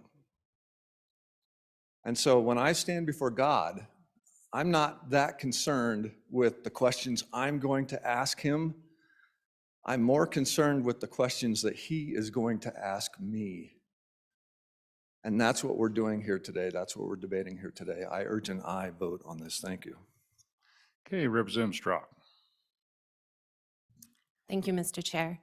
So there's one point I was thinking through this. We have made a law against three-wheelers. We have made laws for seatbelts. It's to save lives. And I lost a daughter on a four-wheeler, and when I was trying to explain this to a good representative a couple years ago, that life and death is in God's hands, he said, well, isn't that why we got rid of three-wheelers? It's okay for us to go ahead and put in law to save people. Why is it not okay to put in law to save babies, unborn babies? And again, if we're going to talk about rape and incest, I think also, I don't know how many of you, but the joy of having a child takes away some of the other, well, I guess that having been raped, just that. But the joy of a child, unless you've been there, there's nothing that compares to it. And it will replace that hurt that they had in that. But having the death of a child, I don't care. These women that actually go ahead and do this, there's such a pain for them.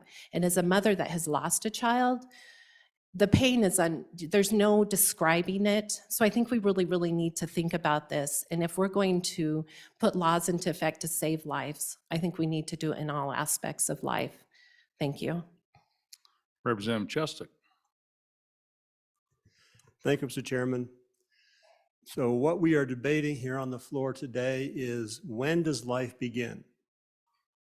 That's clearly the intention of this bill. It's an intention to declare that life begins at fertilization. That is a view of certain people and certain religious traditions, understandable.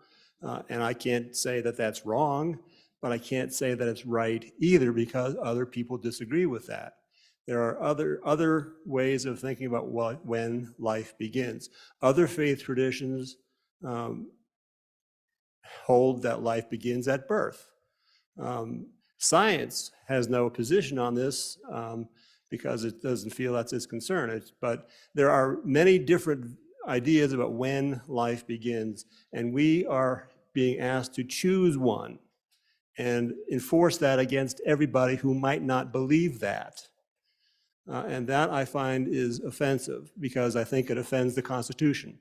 It offends the First Amendment of the Constitution. There's many ways in which this bill is bad, and it's unconstitutional in many ways.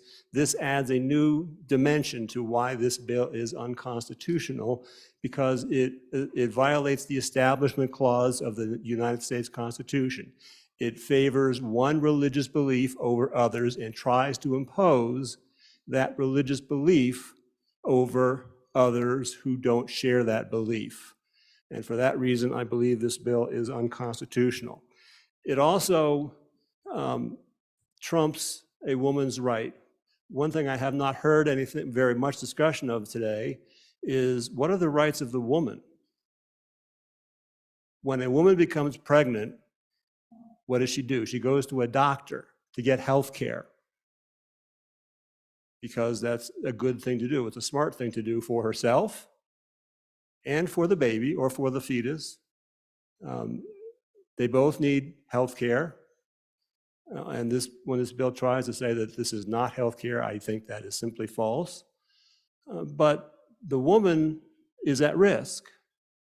Pregnancy carries risks for every woman up until the last moment of delivery. There are things that can go wrong, complications.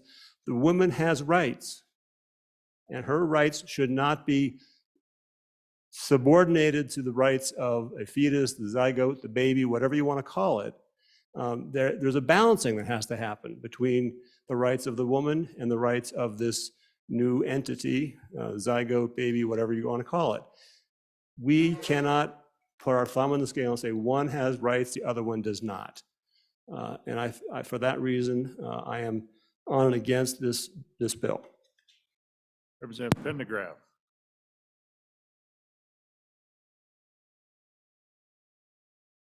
Thank you, Mr. Chairman. The idea of when life begins is not really a religious one from where I sit. As I reiterated earlier, as I spoke earlier, when you have cell division with human DNA controlling that, that's life if it were found anywhere else. But I want to just take a little aside. I was born in the center of this state with a cleft lip and palate at a time when there were no services in this state to attend to such a thing. My parents were told that they would have to go to the Mayo Clinic in order to get any help. And while they're struggling with that about how are we going to be able to do this, there was another child, a female, born with the same situation. And a doctor in the center part of the state, an old Army doctor, he says, you know, he says, I saw a movie on that once, I think I could do that. And the groups of parents got together and allowed this man to learn. I'm a test dummy. The gal that came after me is another test dummy, and they made some mistakes. They did some good things, they did some bad things. Since that time, though, this cleft palate team in this state has become one of the best in the country. And scores of people have benefited from what I endured. How is that relevant here? One of the things that happens when abortion is too easy is we get the idea we can look inside the womb and we can say, oh, there's something wrong with this child. This child is going to be faced with challenges. Do you really want to put this child through that? Do you want to put yourself through that? Do you want to live with that? And probably all of us know young children with mental disabilities, whether it be Downs or Williams or some other syndrome. And a lot of times those children become one of the best things that ever happened to that family. Everything that we can do to discourage abortion, I'm for. I believe that this bill that we're looking at here is a stronger and better and vastly better constructed bill than the horse we already had in the previous race. I won't belabor the point. Obviously, I am on for the bill. Representative Ottman. Thank you, Mr. Chairman. I am on and for this bill, and I would just respond to my esteemed colleague. I don't, in my opinion, I do not see this as a situation of religion. I see it as a situation of worldview and what you see as what is life and what is not life, and when life was created, when the world was created. And so I think that's where we differ. When you see life, when you see two things come together that produce life and its own DNA, that is life. The Supreme Court back in the 70s, when they decided, they were brought together by two differing opinions of worldview, just like we are today. It's exactly the same. It's those that are for, those that are against, those that are for free love and free sex and freedom in that capacity, or those that are for family and life and responsibility and taking care of your fellow human beings and people, young people in your communities. I would say that the rights of a young woman are not subordinated when she's pregnant. What is subordinated is when they are pushed either by another person or an entity or an organization into doing something in a hurry. That is when rights are subordinated. I would also say that this bill is about life, not about our opinions, not about what the other thing is. Is there life or is it not? It's not about the circumstances in that life developing or coming to be. It's about, is it life? Is life valuable? Is life supported by our society and by everything that we stand for? I would also want to say that pregnancy itself is temporary. For some people, it's the greatest joy in the world. Other people, it presents a lot of decisions that have to be made. But nevertheless, it is temporary, and there is more than one or two ways to handle that. Death, on the other hand, is permanent. It's permanent. It can never be changed. It can never be taken back. It's permanent. A heartbeat is life. When the Supreme Court decided this in the 70s, they said, with the information that we have right now, we cannot say whether there is life or not. These days, with this technology, we can see that and tell that there is life. And it's not just a fuzzy thing that we see on some videos. It is the development of body parts and a heartbeat and all of those things. I would ask you to consider what this bill is about. It's determining that life should be protected. And I ask you to vote yes. Thank you. Hey, Representative Pym. Thank you, Mr. Chairman. I would just like to say that the circumstances of one's conception should never define the worth of that life. There was question raised earlier on does science even know when conception occurs or when the life begins? And I would say that it has been solidified that science does know when that happens. I'll give you some quotes. In the Journal of Nature, they say the life cycle of mammals begins when a sperm enters an egg. In another journal on cell tissues, fertilization is the process by which male and female haploid gametes, sperm and egg, unite to produce a genetically distinct individual. According to the National Institute of Health, fertilization is the process of union of two gametes, ovum and sperm, where the somatic chromosome number is restored and the development of a new individual is initiated. I think that that's pretty straightforward as to at what point does this life begin. Abortion, we've talked a little bit about, the burden placed on some that abortion could relieve. But I would say that abortion can never erase a memory of a heinous act. And we attempt to offer a relief of burden by saying that we can take the life of the baby created under this heinous act. But how do we know that that's actually relieving the burden? How can we not say that that's adding to the burden as we're allowing them to take a life of their child? We can't make it fair. This won't make it fair. And two wrongs don't make a right. So I would be in favor of this. Thank you. Representative Lawley. Thank you, Mr. Speaker. This is a hard subject, and for some of us, a lot of water under a lot of bridges, but I appreciate the debate. I think it's really important that we have it. I want to actually return back to a point that I failed to address when I was up here before, because again, I would like to see this bill come out of committee of the whole and see if we can make it better and address some, what I think are some real concerns that still leave some things in the bill that I believe are valuable and important for us to address as a legislator. But many speakers ago, someone talked towards the severability clause in this statute and in this bill, and it's on page 12, starting on line 11, if you want to look at it. But I think that there may have been some confusion there. my experience in litigation is severability clauses don't come into play until the end of the litigation. So any suggestion that this severability clause will save us from some of the issues in this litigation or short circuit them is really just not accurate in terms of the way a severability clause works. And even the language of the severability clause sort of supports what I'm saying. So I just want to be clear on that. So some people don't think, well, that clause somehow just works that out. It really does not, because of just the way a severability clause typically plays out in the context of litigation. So I just wanted to address that point. And again, I urge us to try to see if we can work on making this bill better. And we got a couple other chances. So thank you. Representative Provenza.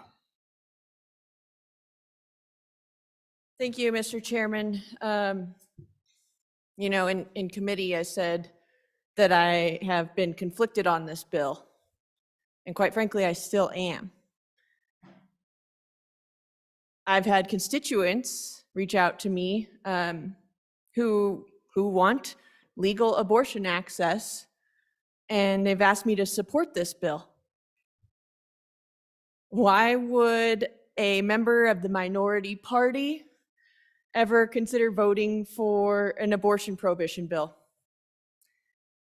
Well, first, this bill will be challenged, and regardless of the outcome, it will certainly reset the clock on the current injunction.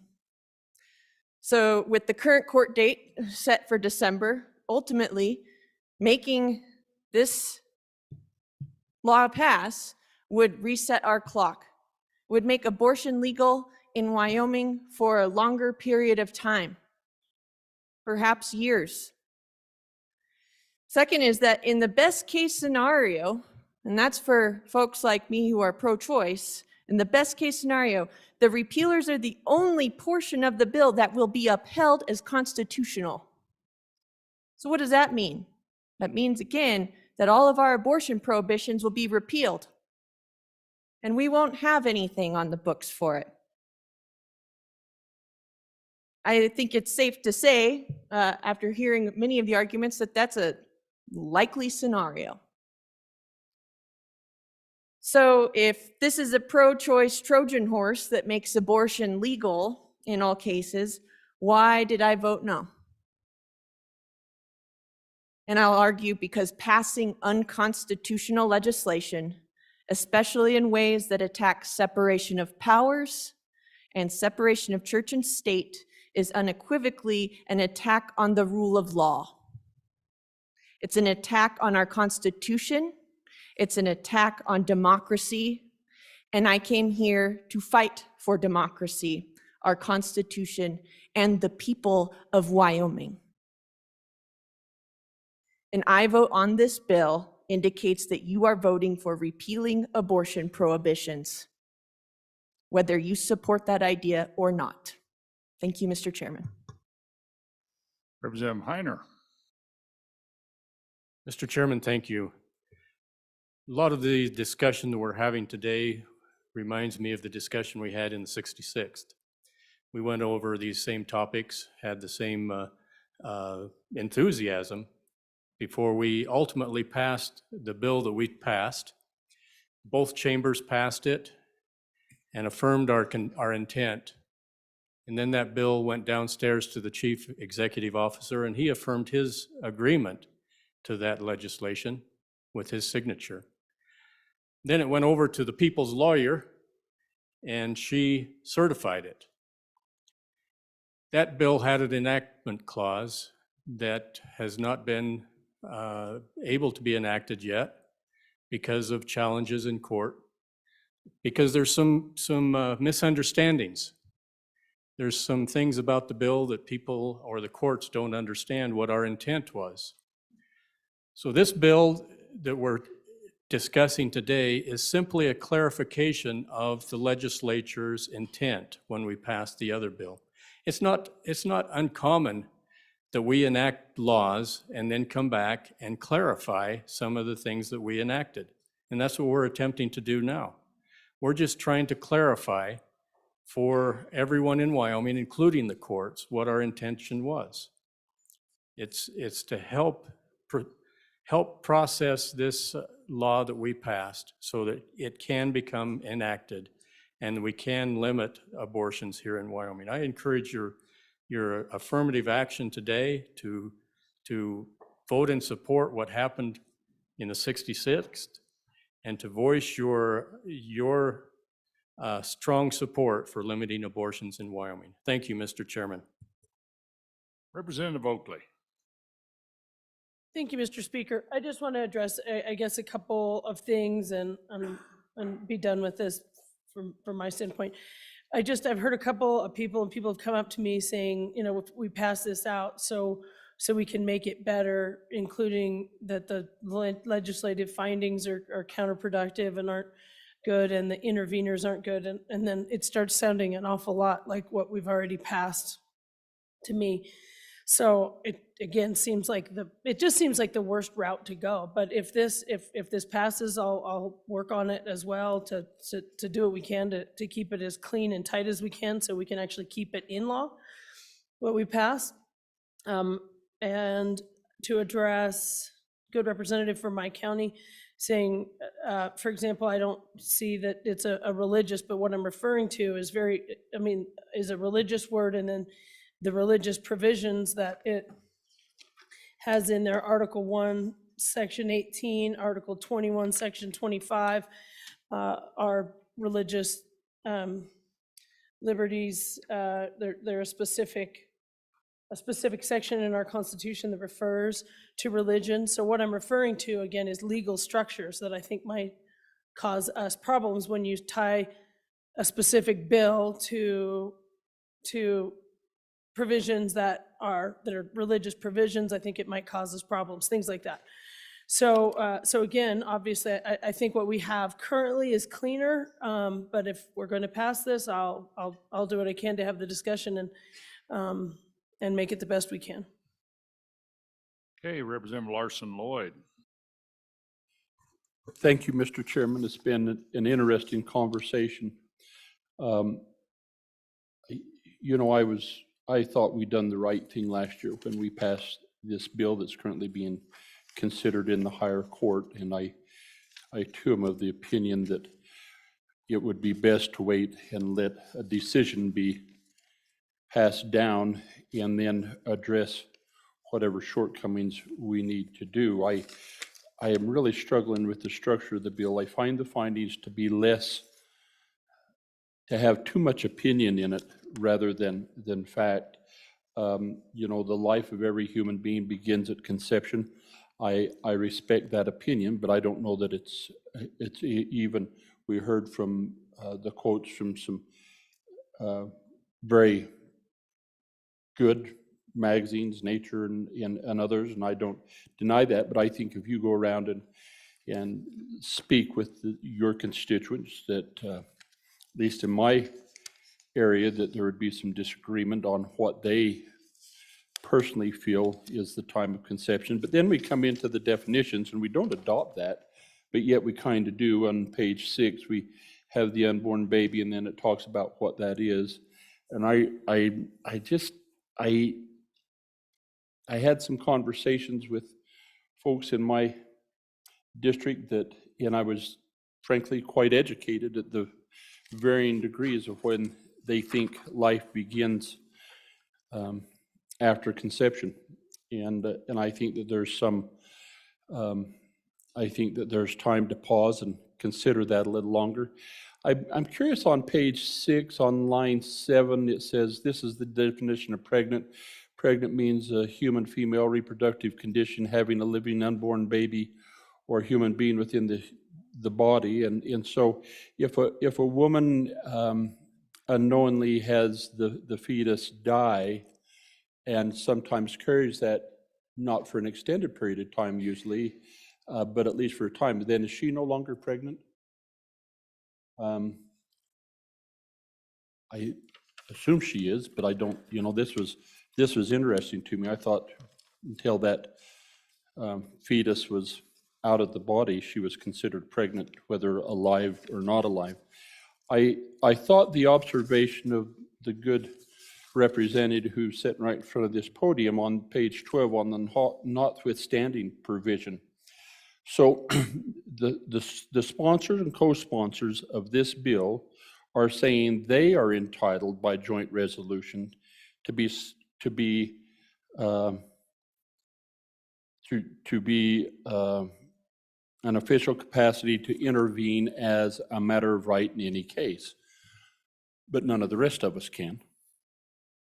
And I find that interesting that language would be in there. Now, it's a may, but it doesn't allow for anybody else but the sponsor and the co-sponsors of the bill to do that. I'm not sure that seems a little unique to me. And then it's making the assumption that at some time, so the legislature may pass joint resolution under the subsection A concurrent with the enactment of this, so that in the event of a challenge of this act or any part, the members, remember the ones that are the sponsor or co-sponsors, can stand to defend the act. Well, what if this is passed and it isn't challenged for 20 years? So then, maybe some of them might still be here, I don't know, but I find that being in this bill really out of place. I'm struggling with the construct of the bill. And so for me, I have two issues. Is one, I think we ought to let the courts decide where we're at on a very important decision last year that I support. But I think the structure of this bill is messy at least, and could stand some work. Unless my good desk mate, she wants to try and work on it, I don't know that I do. Representative Stith.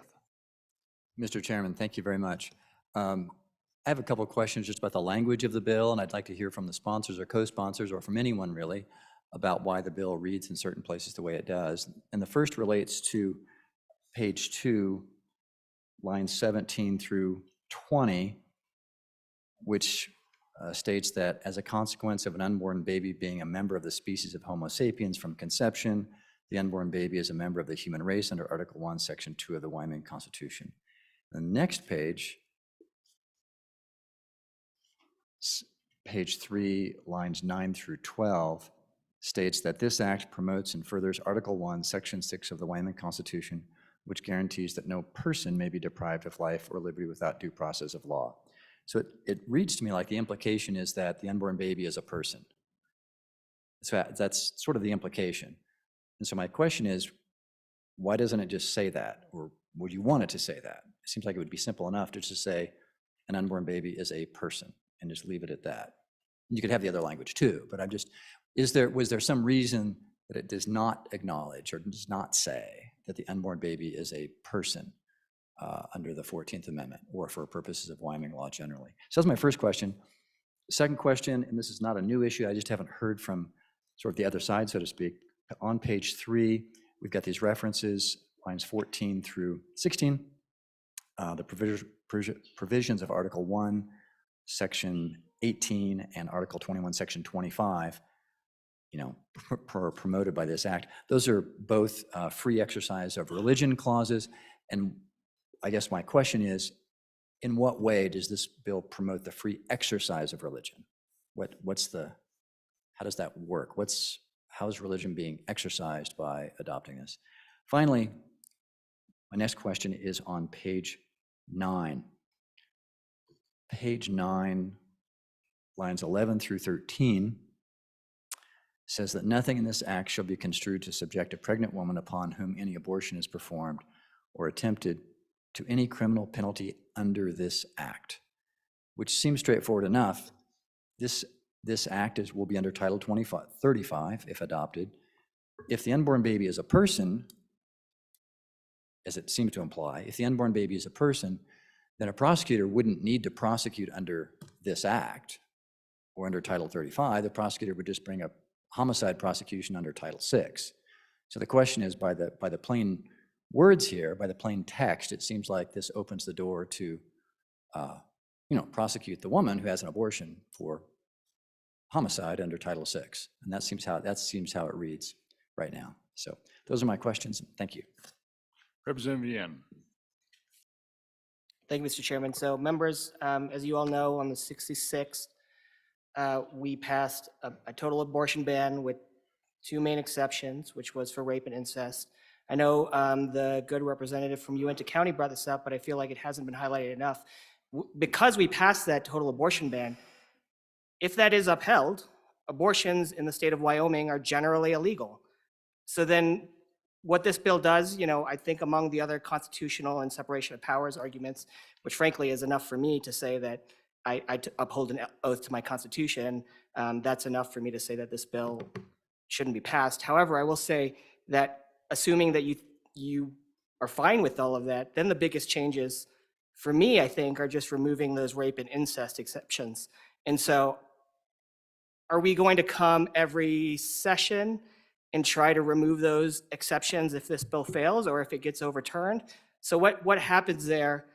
And if so, are you willing to vote to remove those rape and incest exceptions now? Because I think that is the biggest question in this bill, outside of the constitutionality concerns, that we'll take home to our constituents and say, yes, I think the state does need to require a woman to keep a pregnancy after she has been raped and then live with that trauma for the rest of her life. So ask that question to yourself and to your constituents. Representative Hornick.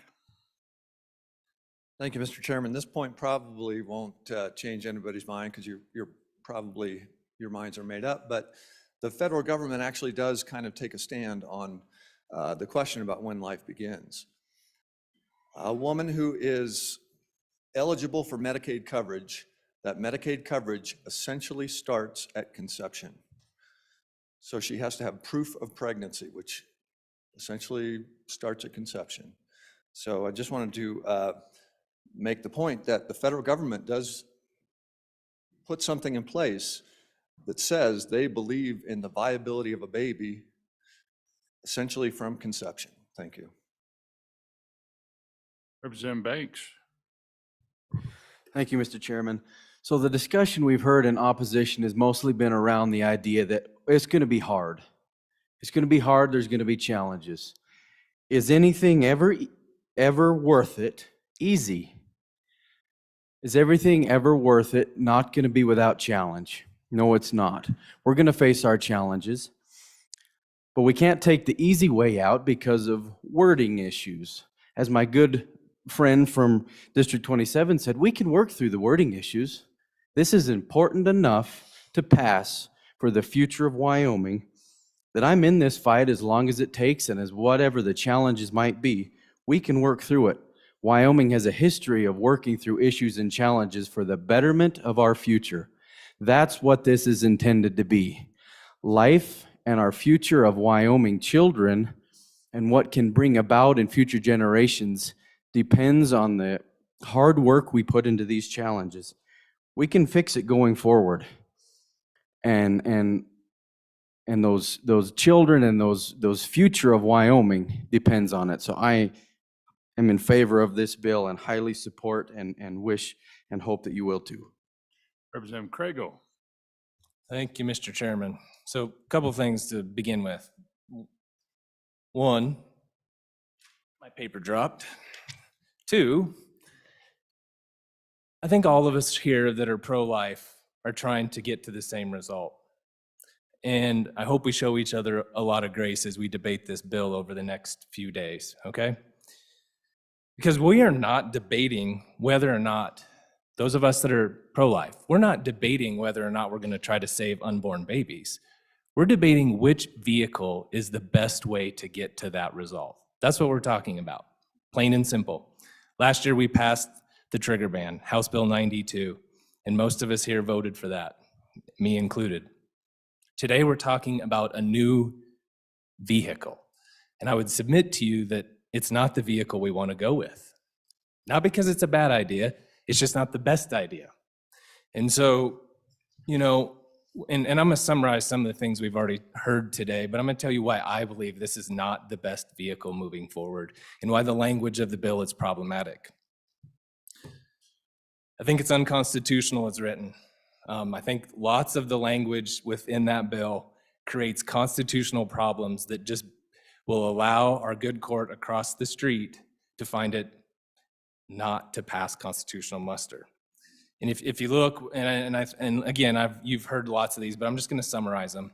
On page 2, we talk about who gets to determine what the Constitution means. It says the legislature does.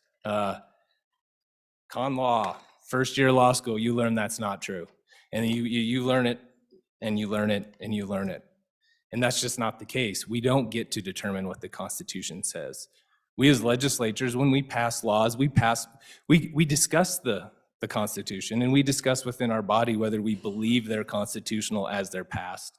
But we don't put it on paper that it is or is not constitutional. That's just not what we do. We assume they're all constitutional. Otherwise, we wouldn't pass them. But we don't make determinations on that, and we dang sure don't put them in the green books, and that's what this particular provision does. If you move on to page 3, and this was asked about, the good lawyer from Sweetwater County asked about this, and it's lines 14 through 18. And I asked this in committee, and I was a no vote in committee, by the way, and because I had a lot of questions that weren't answered. And if you look on that page, there's references to all sorts of sections within our Constitution. For example, Article 1, Section 7, says there is no absolute arbitrary power held to the state. What's that mean? Why is that applicable in this particular bill? I don't know. Article 1, Section 8, religious liberty. Why are we including a religious liberty provision within this bill? I don't know. Article 1, Section 33, regards compensation for the takings of private property. Maybe the good bringer of the bill could explain to me why that's in this bill. Article 1, Section 36, regards rights not enumerated are reserved to the people. Again, I don't know what that means in this bill or why it's included. And the last one that causes me problems on that particular page is Article 21, Section 25. Again, it pertains to religious liberty.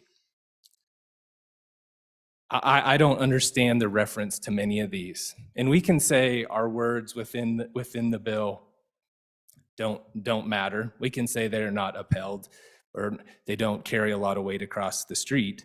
But I'm not sure that's true. We're making a statement with those words on a paper. These aren't typical findings. These are findings we're actually putting in a green book. And for you new members, oftentimes the findings don't necessarily go in the green book. These ones do. The way this particular bill is set up. And so it creates this extra layer that we have to sift through as we're interpreting this law. I don't know why we're talking about religious provisions within the bill. That too causes me a lot of concern. If we're saying that we're passing this bill on religious grounds, it's unconstitutional on its face, right off the bat. And I think all the lawyers in this room would agree to that. The other big constitutional problem is on page 12 of the bill. And that's where we talk about the right of intervention. And this provision, I believe, violates the separation of powers provision within our Constitution in 2 ways. One, it tells the courts how they make their rules and how they decide who gets to intervene in their cases. They're not our cases, they're their cases. And they have rules for this, and they've had rules for years and years and years, and now we're saying, we're just gonna override your rules. The second thing it does is tells the executive branch, you're not doing your job, you're not prosecuting this case like you should, and we don't like how you're prosecuting this case, and so we're gonna take that over. We are now going to be the prosecutors. The legislature is going to decide how and when we prosecute cases. We don't do that in any other area of the law. It's just not there.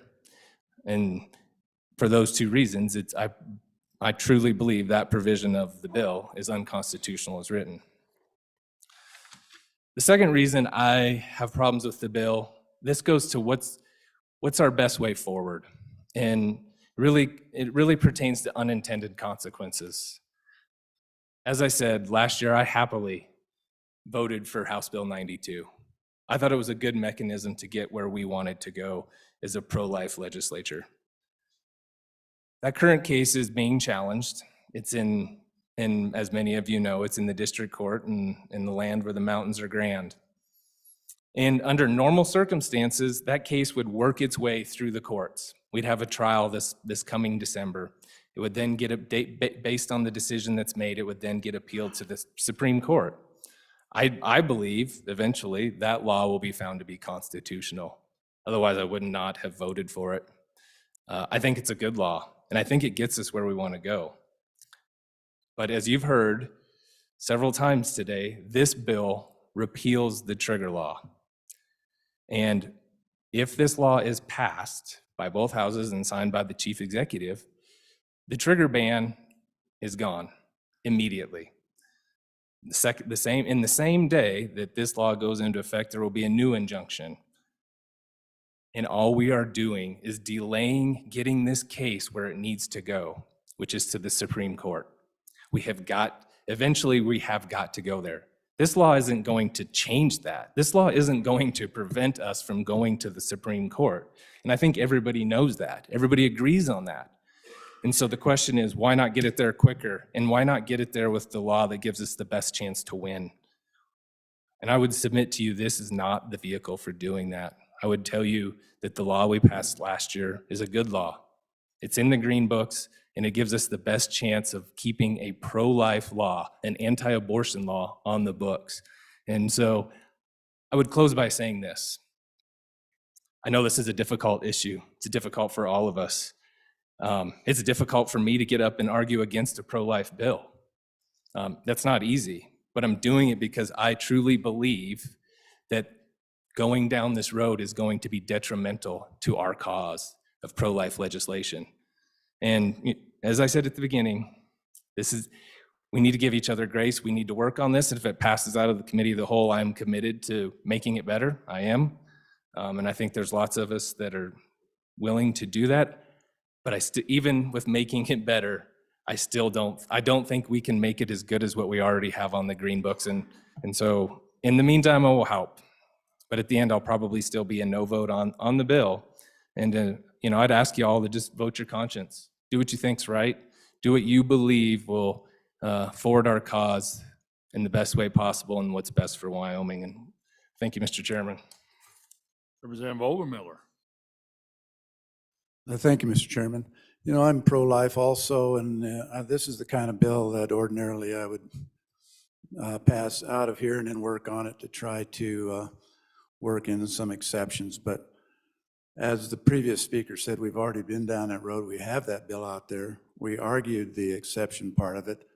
92 came out, and it's working its way through. I won't reiterate all that, but this is one of these kind of trap votes where if you vote no against this thing, now you've got to explain that back home to all your people at home that are right to life. But I'm asking you to take that challenge and say that you're backing House Bill 92 that's running through the system now, and that and vote no against this one as a position that we just don't want to take. Thank you. Representative Nyman. Thank you, Mr. Chairman. Incredible discussion. Desperately needed. I don't want to take much of your time, but there are a few things that I would like to share with the body, and as being one of the people that were interested in intervening, and why some of the wording is in this particular piece of legislation. Actually, the bill, the legislation, House Bill 92, it has already been to the Supreme Court. And the Supreme Court, because of lack of information, remanded it back to Teton County. So it's already been to the Supreme Court once. Now it's waiting until December the 2nd to be heard again in its local county, in the hope that there will be enough extra information put together that it will go on back to the Supreme Court. And so folks, that's why I'm here to explain this to you. That's part of the nexus of what we're looking at. The Supreme Court decided there was not enough information to make a determination based on the legislation. So they remanded it back. That's why we wanted to intervene. We wanted to be able to present more information to substantiate and to help our good AG's position because we had doctors and folks that were willing, pro-life, OBGYNs that were wanting to opine on this. That was the reason. And that's why it came back, is because there wasn't enough information to make that determination. So to answer one question, it's already been in the Supreme Court. It's back in Teton County. It'll be a year, 18 months, and we don't know how long, potentially 2 years. So be that as it may. There have been several questions that have been brought up that are kind of interesting to me and intriguing and in this discussion. And one is that whenever in the case of a rape or an incest, that we need the ability to be able to end that pregnancy in order for them to be able to have a better life potentially, or not deal with those physical and emotional consequences. But I would also challenge this body, because in my discussions, as I've had with multiple people in the crafting and the creating of this particular piece of legislation, is that we also enable those offenders cover. For those that are willing to take advantage and do such a horrific, evil act to a woman or a child, that many times abortion is the means by which they cover that evil act. And that's why we put in this piece of legislation that the woman could not be held responsible, because we're not there to hold her responsible, because many times they are coerced into doing something but in ending that life and saying, you don't want to deal with this, and I sure don't want somebody to know that I did this, so help me cover that. That's the reasoning behind the personhood, is to provide that kind of protection for a person, that baby. I mean, I'm just trying to give you some understanding of why we broke this down and tried to cover these different arrows that come at legislation like this. Responsibility is a major part of this. We're not trying to make excuses for bad behavior, and we certainly don't want to create an opportunity to end the life of somebody that had no choice in how it was conceived. Nobody asked that baby if they wanted to be conceived. And yet we're still trying to make somehow a justification to be able to end of a life of a perfect, beautiful person created in my personal opinion, in God's image. So there's multiple aspects of this. Is what we were trying to do is to strengthen the bill. And I am very encouraged, I must say, to hear from those that practice in the legal profession that they are evidently more than willing to help us refine this and make it an even better bill. But ultimately, folks, this is my heart in this, and I'm sure the heart of many other legislators here and people around this state, is we are wanting to identify the personhood and provide for them the same rights and privileges all of us are already able to enjoy and receive. And this bill works to do that. We don't know if that trigger bill will ever come out. And I can assure you this is going to be attacked, no question. I don't know that you could write a bill that would not be attacked.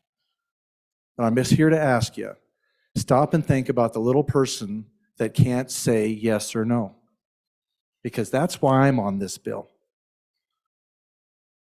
It's because I believe they have the right to life that our founders established for all of us. And liberty does us, as you've heard me say before, precious little good if we do not first have life to enjoy it. That's why we did this. That's why I believe this body passed the trigger bill last year. I don't think anybody really realized what happened in June. I had a lot of people come to me and say, wow, are you a prophet? You guys prophets that you knew that was coming? No, we didn't. But Wyoming stepped up to the plate and said, we're going to protect life. When we get the chance as a state to have something to say about when life begins and what we're going to do to protect it. This bill is an effort to try to clean that up. If it needs refined, then let's do it. On and for the bill. Thank you. Representative Henderson. Thank you, Mr. Chairman. And I appreciate the explanation that many folks have given. I voted against the trigger bill, not because I'm not pro-life, but because we didn't have the information in the significant ruling from our highest court I've read that. And I agree with those who say that we may have some significant unintended consequences if we pass this through. Now, we have an interim, we have a decision coming up in the end of the year. But I would just ask you to turn to page 5 as an example of one of the unintended consequences is a contradiction. And keep in mind the reference to our Constitution over there where it talks about, the not being healthcare. I would argue on lines 9 through 11 that all of those things that are mentioned there as prohibited are precisely the things over on the next page or so where it's talking about an ectopic pregnancy or other things that females have to incur in their lives, unfortunately, are actually going to be used. So that's a contradiction. And I think we talk about rights, but we ought to keep in mind the rights of the mother, the rights of the woman. I really do. I mean, I've had a lot of constituents contact me both ways.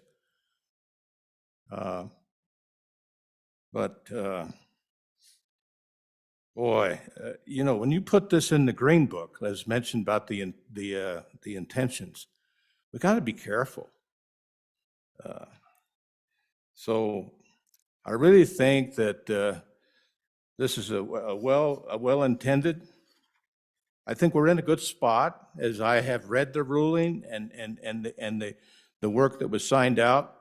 It's in law. It's currently an injunction, but I think we run the risk of doing ourselves a disservice, and particularly those lives that we're trying to protect a disservice, and those mothers that we should endeavor not to harm as well, a disservice. I really recommend thinking long and hard about this. And we can spend some time over the next few days and do what we do. But we kind of rushed through the trigger bill. And frankly, I'm glad that we did have some folks on the other end of the hall hold the line for those unfortunate individuals who are victims of rape or incest. I would argue that the life of the mother is health care. And there are things that we cannot predict. There are situations that we don't know about when we're trying to make these laws. And I think we have to be careful. Thank you, Mr. Chairman. Okay, members, appreciate the good debate. And of course, committee of the whole, anybody can debate as much as they want, but I'm trying to wait for the sponsor to go last. And I know she can say something, somebody else can jump up. I get it. But is there anybody else who would like to speak on this bill? And again, you can go after the sponsor if you like, but I just want to make sure everybody gets a chance. I haven't missed anybody. Okay, I'm going to go Representative Knapp.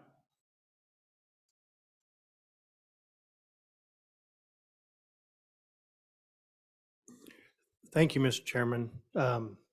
This has been debated for a long time, not just today, but throughout history. And I go back to when this country was first founded, starting with the Declaration of Independence, where it talks about life, liberty, and the pursuit of happiness. And those are inalienable rights. Government didn't declare them or create them. They're inalienable. It's been given to us by our Creator. And government was created to protect those rights, not to create them. In our preamble to the Constitution, it talks about securing the blessings of liberty, not creating them. The Constitution does not establish life or liberty. It creates a government by the governed to secure those rights and to defend those rights. We talked about the latest decision from our court on high, where the last phrase in the final opinion said and declared that a fetus has a right to life. What that will bring in law, we'll wait to see, but it begs to differ the 14th Amendment to the Constitution of denying due process. So I would just remind the body that we come to write laws, and the Constitution builds law, but those laws were not created by government. They're protected. Thank you. Okay, any other members? Okay, Representative Rodriguez Williams.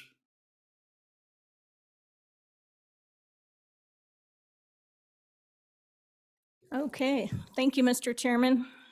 That was quite the debate. So personally, I'm not interested in doing the easy work. I didn't come here to do the easy work. I wasn't elected to do the easy work. To me, the trigger bill was easy. It was an easy vote because it was dependent on the highest court of the land to overturn Roe. And I find it interesting. I mean, I love the fact that I'm amongst so many pro-life legislators in this room. But right now, we have one strong, beautifully written bill that answers the court's questions in the best interest to save the life of preborn children. I appreciate the comments of the good majority floor leader. And there was probably hundreds of questions that were brought to the floor today. And I'm happy to personally answer each and every one of them. I'll make time to. This bill has a blessing of good pro-life attorneys that have argued in the highest court of the land. It also has the blessing of pro-life attorneys that have argued in the highest court of this state. Furthermore, it has the blessing of attorneys that serve within this body on both sides. There was a comment made earlier that this bill essentially is giving the middle finger to the judicial branch. And I really resent that. That's an insult. It's an insult not only to the co-sponsors of this bill, because we all have respect for that branch. What this bill does, as a good majority floor leader explained, is it strengthens the law in the Green Books. The 14th Amendment uses the word person. Preborn children are members of the human species. They're legal and they're constitutional persons. There is no right to abortion. We learned that in Dobbs. Even if you use originalist interpretive methods, many scholars argue that the preborn children are human beings. They're legal persons within the original meaning of the 14th Amendment. Abortion is a grave act of injustice, and it should be outlawed in states. This body has the opportunity to further define that.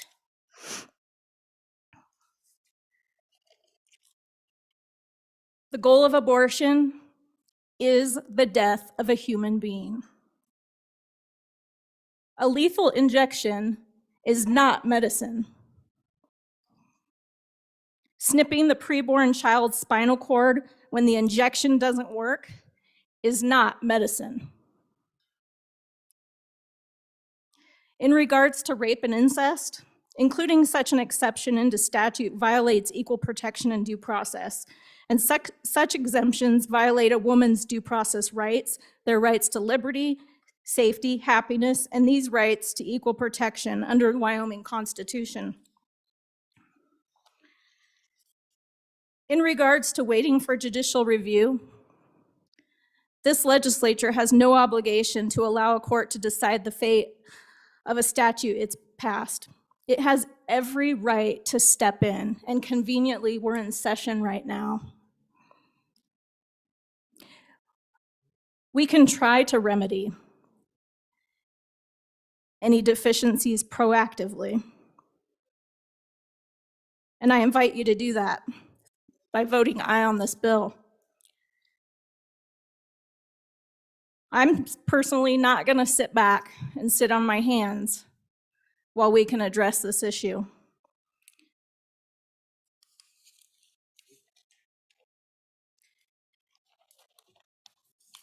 In regards to legislative findings, there was some discussion on that.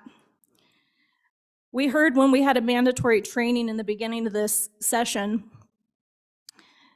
from the highest court in the land. They mentioned they like them in state statute. And I can tell you there's 3 Wyoming court cases in which the highest court of the land in our state used legislative findings to interpret the laws of other states. And I'll cite you 3 cases. Walker versus Alaska State Mortgage Association, Witzenberger versus state, Hopkins versus state. In regards to intervention, that was such a concern. It happens all the time. Legislation often includes rules about intervention. In 2008, the state of California passed Proposition 8, and the governor refused to defend it in court. The proponents of the proposition intervened to defend the law. It happens all the time, just like inserting severability into law. This is a legal attempt to preserve the right to intervene in the event that the attorney of the state doesn't properly defend our interests. I thank you for the great debate. I'm open to any questions off the floor if you want to personally approach me. And I'm thankful for those that have stood up and said they're willing to work with the bill if it were to pass committee of the whole. I urge an aye vote. Any further discussion? Question being called. All those in favor of Representative Washat's motion that when the committee of the whole rises to report it, do so with the recommendation on House Bill 152 do pass, please say aye. Aye. Those opposed say no. No. House Bill 152 has passed committee of the whole. Okay, Mr. Majority Floor Leader. Thank you, Mr. Chairman. I move the House stand in recess until 2 p.m. You've heard the motion. Committee announcements? Any announcements? Committee announcements? Chairman Northrup. Thank you, Mr. Chairman. Your committee number 4, Education, will meet within 10 minutes. Grab something to eat and let's get down there. We got 2 bills to work, Senate File 48, which is Education Suspension and Expulsion Model Policies, and Senate File 49, Safe School Climate Act Amendments. Chairman Olson. Thank you, Mr. Speaker. Your committee number 7, House Corporations, Elections, and Political Subdivisions, will meet immediately upon this recess to consider 2 files, Senate File 2, Wyoming Telecommunications Act sunset date, and Senate File 13, the Bar and Grill liquor license phase out. And Mr. Speaker, I'd also like to make sure the body knows that you have 2 lunches available to you. You have one over here in the break room from what I can see, but you also have one downstairs in W53/W54, courtesy of the Wyoming Public Charter School Association. Lunch is on them, and I think it is Qdoba. Thank you, Mr. Speaker. Chairman Nicholas. Thank you, Mr. Chairman. Your House Appropriations will meet on adjournment to, basically it's an explanation of the Senate's actions on the budget. Then tomorrow on adjournment, we'll hear Senate File 1 and Senate File, well, actually that's this evening. So that's Senate File 1 explanation, then also Senate File 36. And then tomorrow on adjournment, we'll have Senate File 57 and Senate File 96 engrossed. And then in 15 minutes after lunch, we'll have the re-referral of House Bill 163. Chairman Eckler. Mr. Chairman, Your committee number 5 will meet at 8 o'clock in the morning to work 2 bills, Senate File 28 engrossed and Senate File 33. Okay, seeing no other announcements, the House is in recess for approximately 1 hour and will reconvene at 2 p.m.